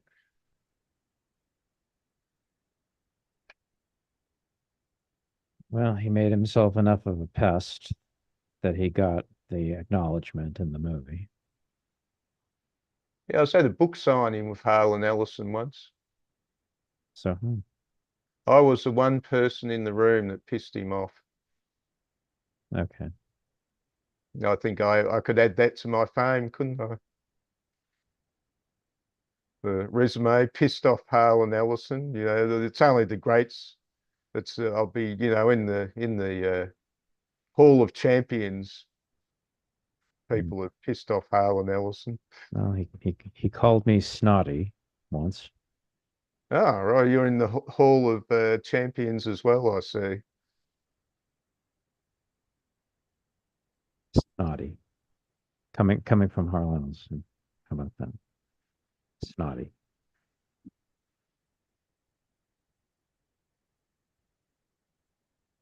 Kenneth Well, Kenneth Smith called me intolerant once. oh, okay, that's it's curious. Again, another one. Kenneth Smith calling somebody intolerant. It's Yeah, the pot calling the kettle black, you think?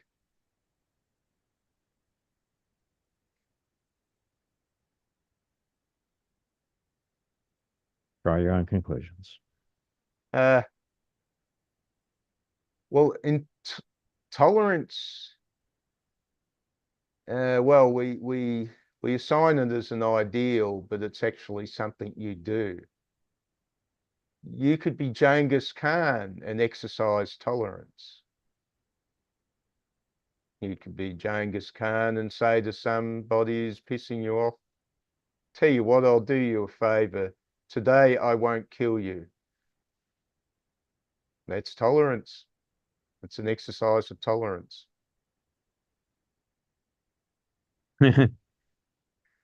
Isn't the existential group doing that? And they got the wrong noun. Oh, yeah. That's Russell Blackford. He's a How we became post-liberal, the rise and fall of toleration, which isn't correct. It's tolerance. Toleration. I noticed that. I'm not going to go, but yeah, Russell Blackford's a science fiction fan and author as well. I I would knew him back in the 80s, saw him at the Worldcon and stuff like that. if you're going to go, maybe put that in the chat. It's not toleration. Tolerance. Aren't you allowed to invent words anymore? Uh, Neologisms are dicey.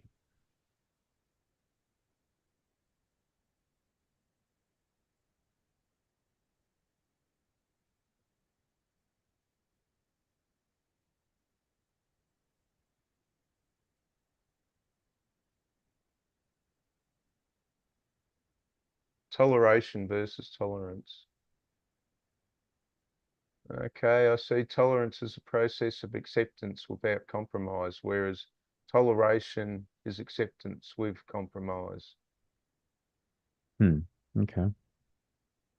Maybe I spoke too soon.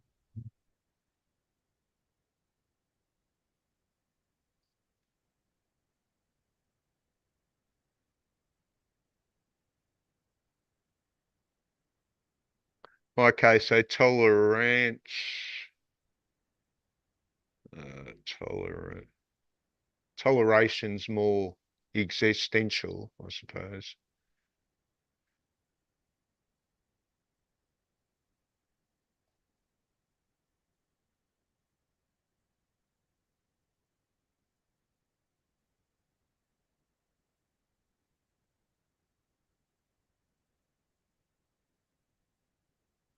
Well, we did have a world which became relatively tolerant from at certain levels of culture. We had a sort of post-war liberalism, which was fairly tolerant, because that's the revolution.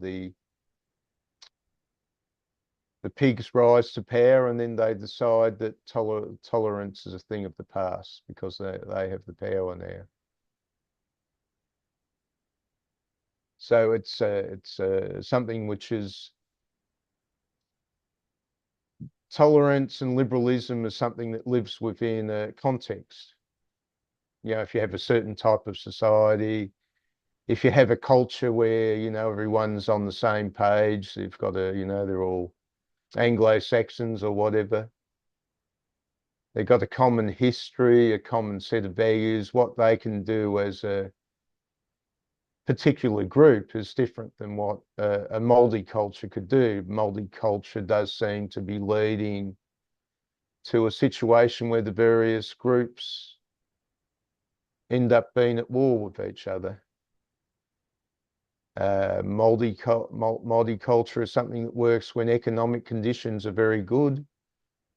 And then when they become more narrow and constricted, people are starting to have a beef with each other.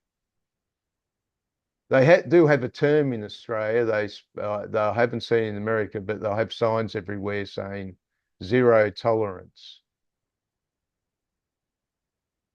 Such a mathematical concept, zero tolerance. Obviously, there is no such thing in reality called zero tolerance. It only works in the realm of ideas.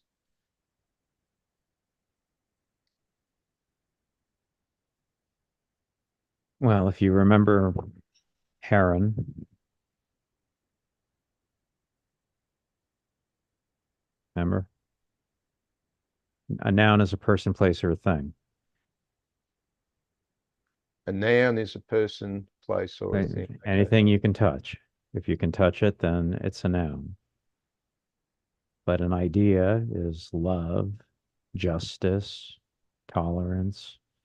You can't touch those. Those are ideas. So, Okay, that's the objective reality versus subjective issues. Okay. mhm. Yeah, this seems to be a big problem. I noticed that with the rationalists, that they don't seem to really pick up that ideas are subjective. It's not like objective reality. I mean, you can think you can fly, you can put on the Superman suit and leap off a tall building, and 99.9999% of the time you're just going to smack into the ground. There might be that rare event where you find that, well, you actually are Superman according to the quantum theorists, but the odds are against you.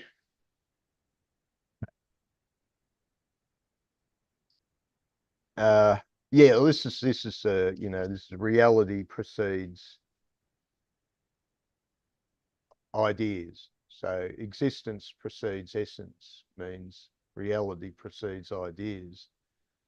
And the rationalists have a bad habit with their prescriptive ideas, which is part of our culture. We run on prescriptions. But you've got to be a little bit careful with prescriptive ideas, because one day you're going to run into a brick wall.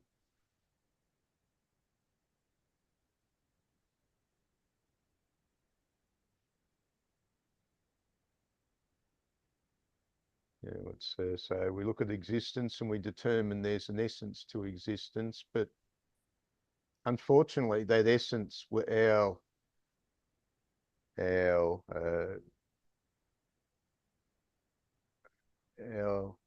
way of our judgment, so to speak, might be uh, in the context of what we are as beings.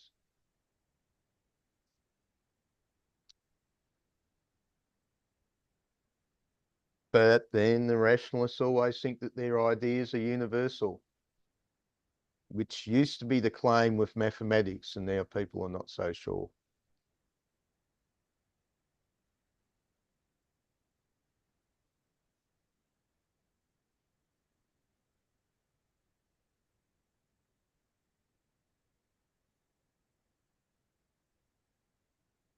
Okay, she has a CIA guy helping her out for whatever reason. So they want her as an asset. CIA wants her as an asset somehow. Okay, now I remember there was a bit in this story which got into the Kennedy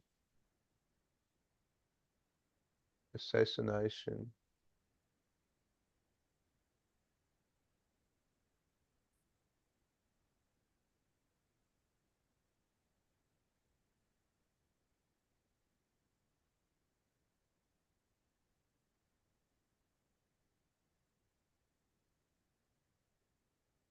So she's got her own version of Cancer Man.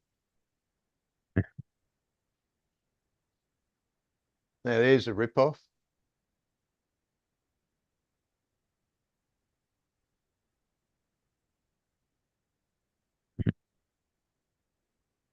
Okay, so everyone wants the X marks the spot with the Spanish galleon. And the problem is, it's not supposed to be in particularly deep water, but I think trying to pull the treasure up from a sunken galleon's quite an exercise, which might take a bit more than a shrimping boat.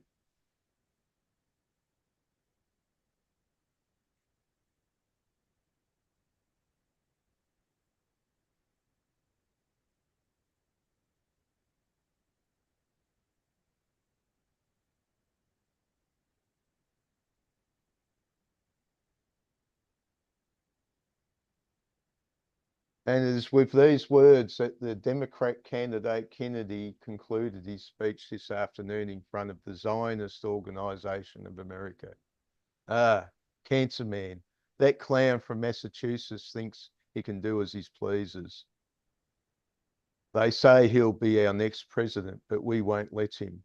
And if that guy is elected,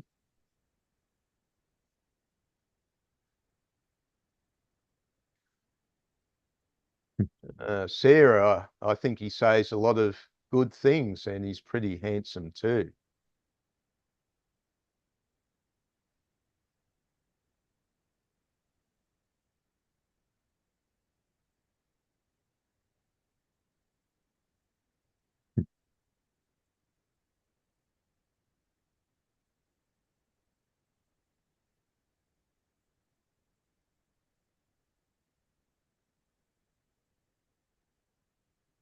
Okay, they grabbed the other dancer who actually did kill the guy and throw her in the cement. Very nice.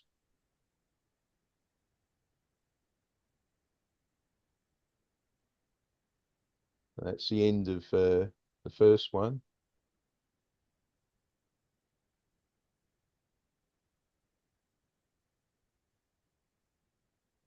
Second one, Cancer Man's feeding the pigeons. Well, that's so typical, isn't it? Meet in the park with your fellow spies.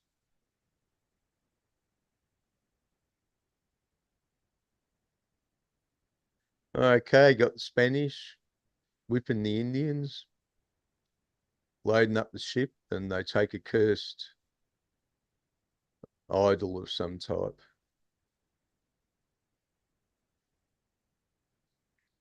Oh, there's an interesting picture. So you got the second issue. Right, page.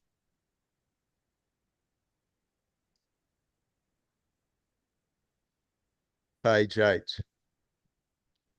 They're loading the ship. You see the mouse wheel? Yeah. Yeah, it's the medieval crane. See a lot of it in imagery these days. It's something they picked up in, when they do the medieval era. There's something you wouldn't have seen in the illustrations from years ago. Okay.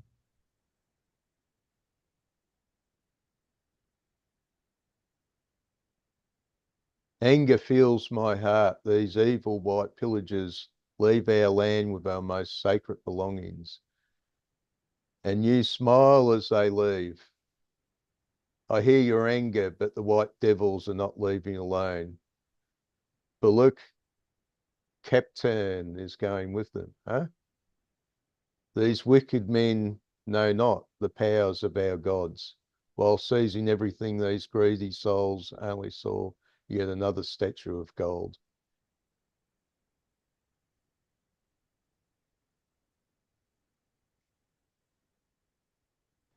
It's the trouble with these young lefties. They just don't realise the natural hierarchy of society is a lot of people at the bottom to support the people at the top. And I don't think that's going to change.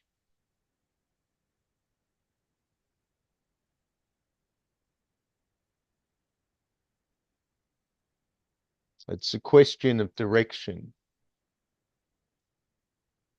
Well, it was the aristocrats' role in society was to give it direction, to give it a culture, basically.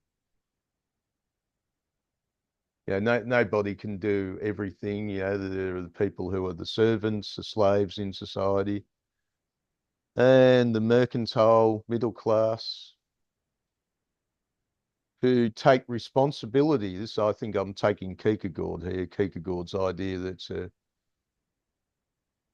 the slave class are, or the dual are the people who don't see beyond their own belly button. They're in an immediate environment. Hence, they need other people to take responsibility and other people to give them direction. And those in the class above can take a certain amount of responsibility, but it's really the aristocrats are the one that give society its direction, which is probably where things are going wrong now. Uh, I was reading something which was pertinent. Uh,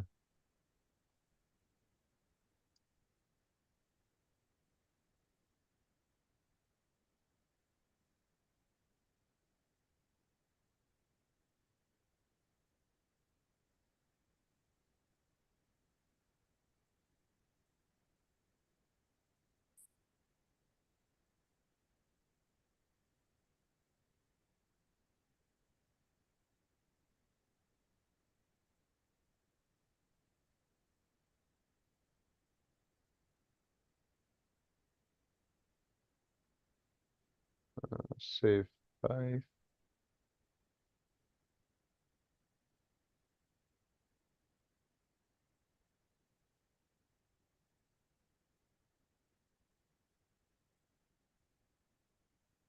It's one of the syndromes I come across with people in academia, and I imagine you've strongly observed it by now, that everybody who's been into academia who doesn't make it think that there was some conspiracy against them, that there's something wrong with the world when they don't make it. I think you'd concur on that, wouldn't you? Well, there are some who would let their minds go in that direction. Sure. I always say, well, success is it's a question of skill. It's a question of politics, of course. And it's a question of luck. Simple thing is sometimes it's just bad luck that lets you down. Yeah.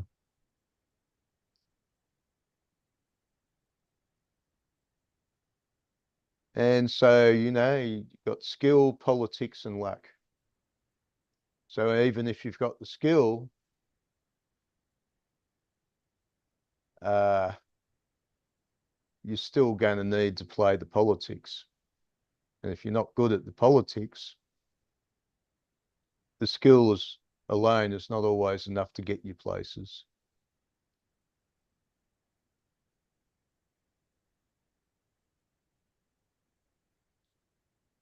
Right.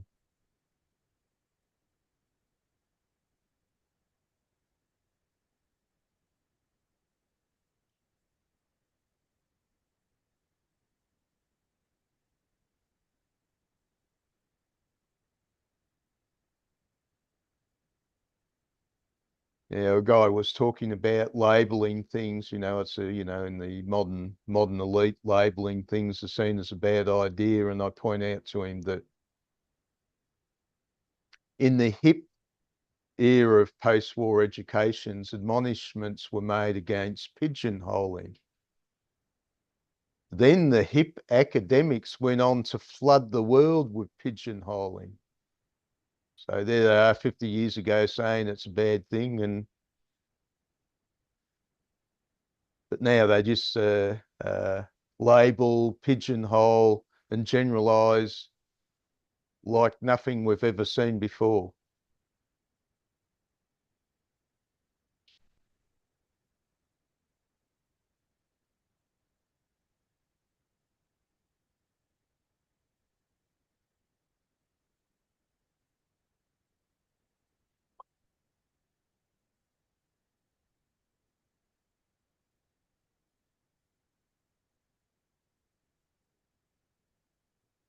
Yeah, okay. Yeah, I think one of the things, when I look at Metalia, for example, and a lot of people,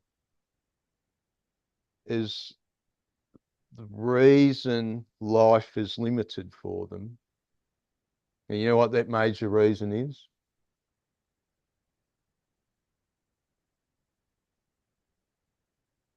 No. It's passivity. That, Mm. especially when we're kids, passivity is part of what we're born with, because there's a certain point in life where you're not really going to get anywhere coming up with your own ideas. If you're a small kid, you have to be very good at picking up what the world has to say to you. But many people keep that going, and Mm. they tend to hang around. This is what you do when a kid. When you're a kid, the world comes to you. The mama bird comes along to feed the chicks. In school, you're treated that way. You're sort of spoon fed. And sort of people develop the habit of waiting for things to come their way. And that's an aspect of the dual sort of mentality, I suppose. And yeah, sometimes luck can work, things can come your way. But generally, you sort of got to go out there. If you want something, you got to go out there and be counted rather, because the world's competitive. If stuff's in your vicinity, somebody else will pick it up. And I'm not saying that because I like it that way. I'm saying that because that's just the way it works. Yeah, a lot of people seem to get the idea that if you say, well, that's how it works, that you're also approving of it, that you like it. No, that's not the case. There's whole things about the world I don't like, but I have to work with it. I can't say it just shouldn't be.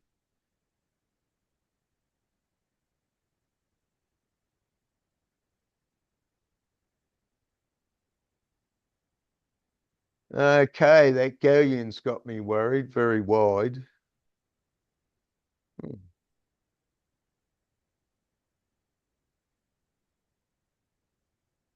Unusual design. Like you look at that picture on page 8, Mm.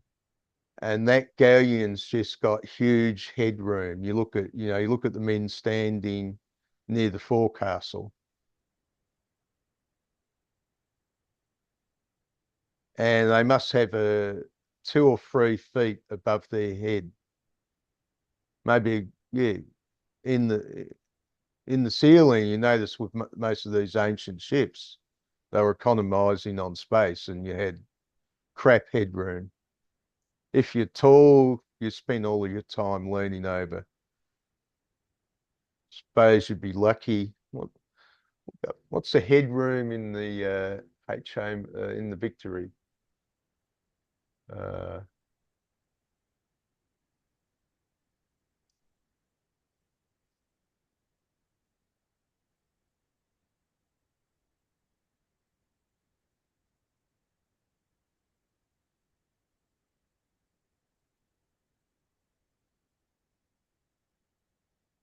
so yeah,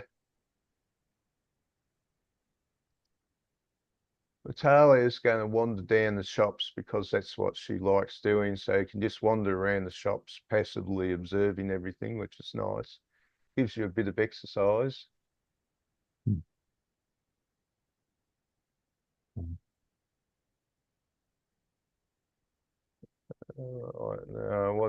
I'll try asking Copilot.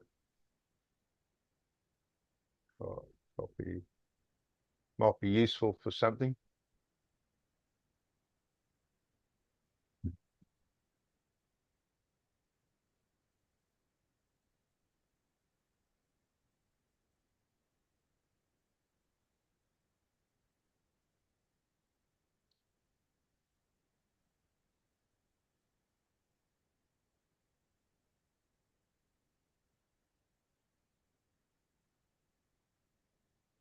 So here we see the comic illustrator hasn't done their homework. Missed a bit. Very idealized proportions for that headroom. Okay. What's the headroom? HMS Victory.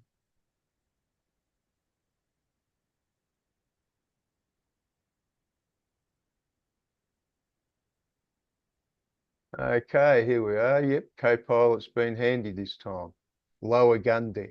Headroom is around 5 feet 7 inches. What's your height, David? 5'9". Yeah, it's about the same for me. So I'd recommend wearing some sort of a hat, just so you don't scratch your head. Middle gun deck, slightly more headroom than the lower deck, but still quite limited.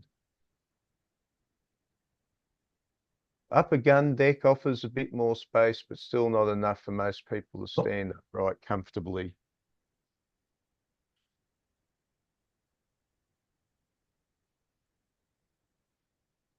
There you go. Maybe I should send in the complaint. What's wrong with this picture, dude?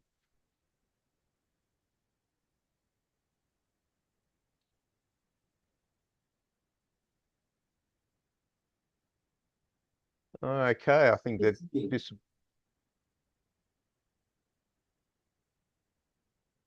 that was a voice from media, was it? Bande dessinée. Bande dessinée.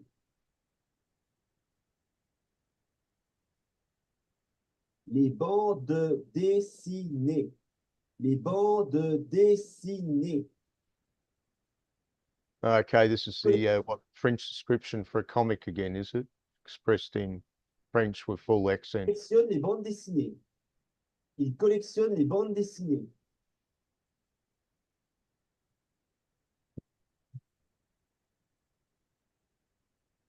Okay, of course, French they say is an easy language to learn for an English speaker because so many French words are used in English.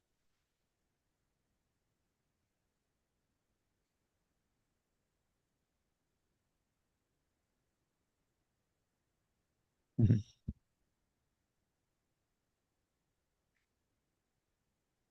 So Rick was busy this week. Yeah, another work deadline crunch for him this week. Oh well, we might see him on the usual time spot or not. Yeah, he just said it was this week, but amazing we got through chapter 4. As I said, That was, I think he going just pushed over the edge at the end. You know, there was still, I think there was still a few sentences we could have gone over mm, for about 6 months. What do you reckon? yeah, as I said, it's getting to the actual end of the book is going to be impossible. Well, yeah, you just have to create the abridged version of Rick, wouldn't you? I So don't think the multi-volume set's really going to sell. I hope everybody is just in it for the journey because we'll never hit the destination. So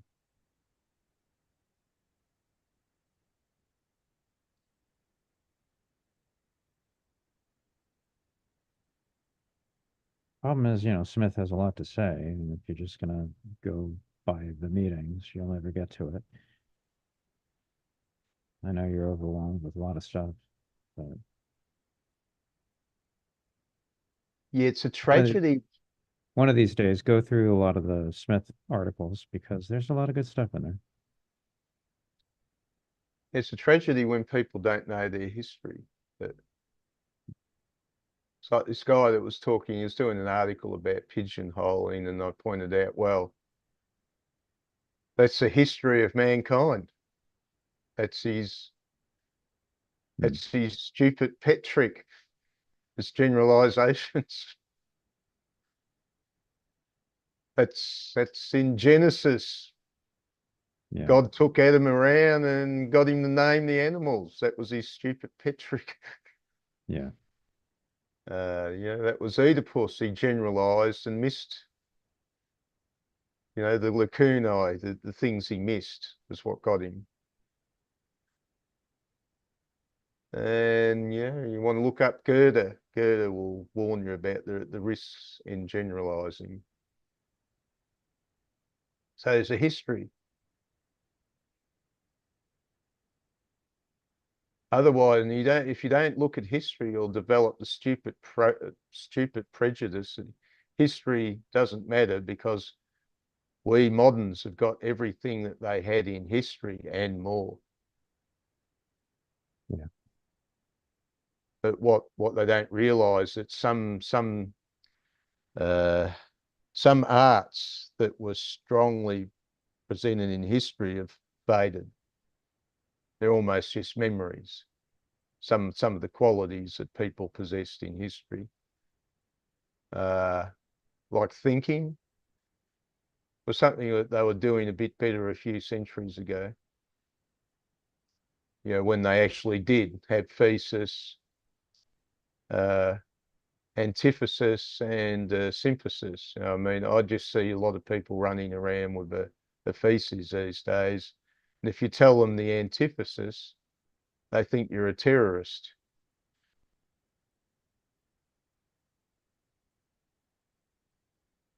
Okay, Dave, thanks for that, and I'll see you next time. Okay, Stephen.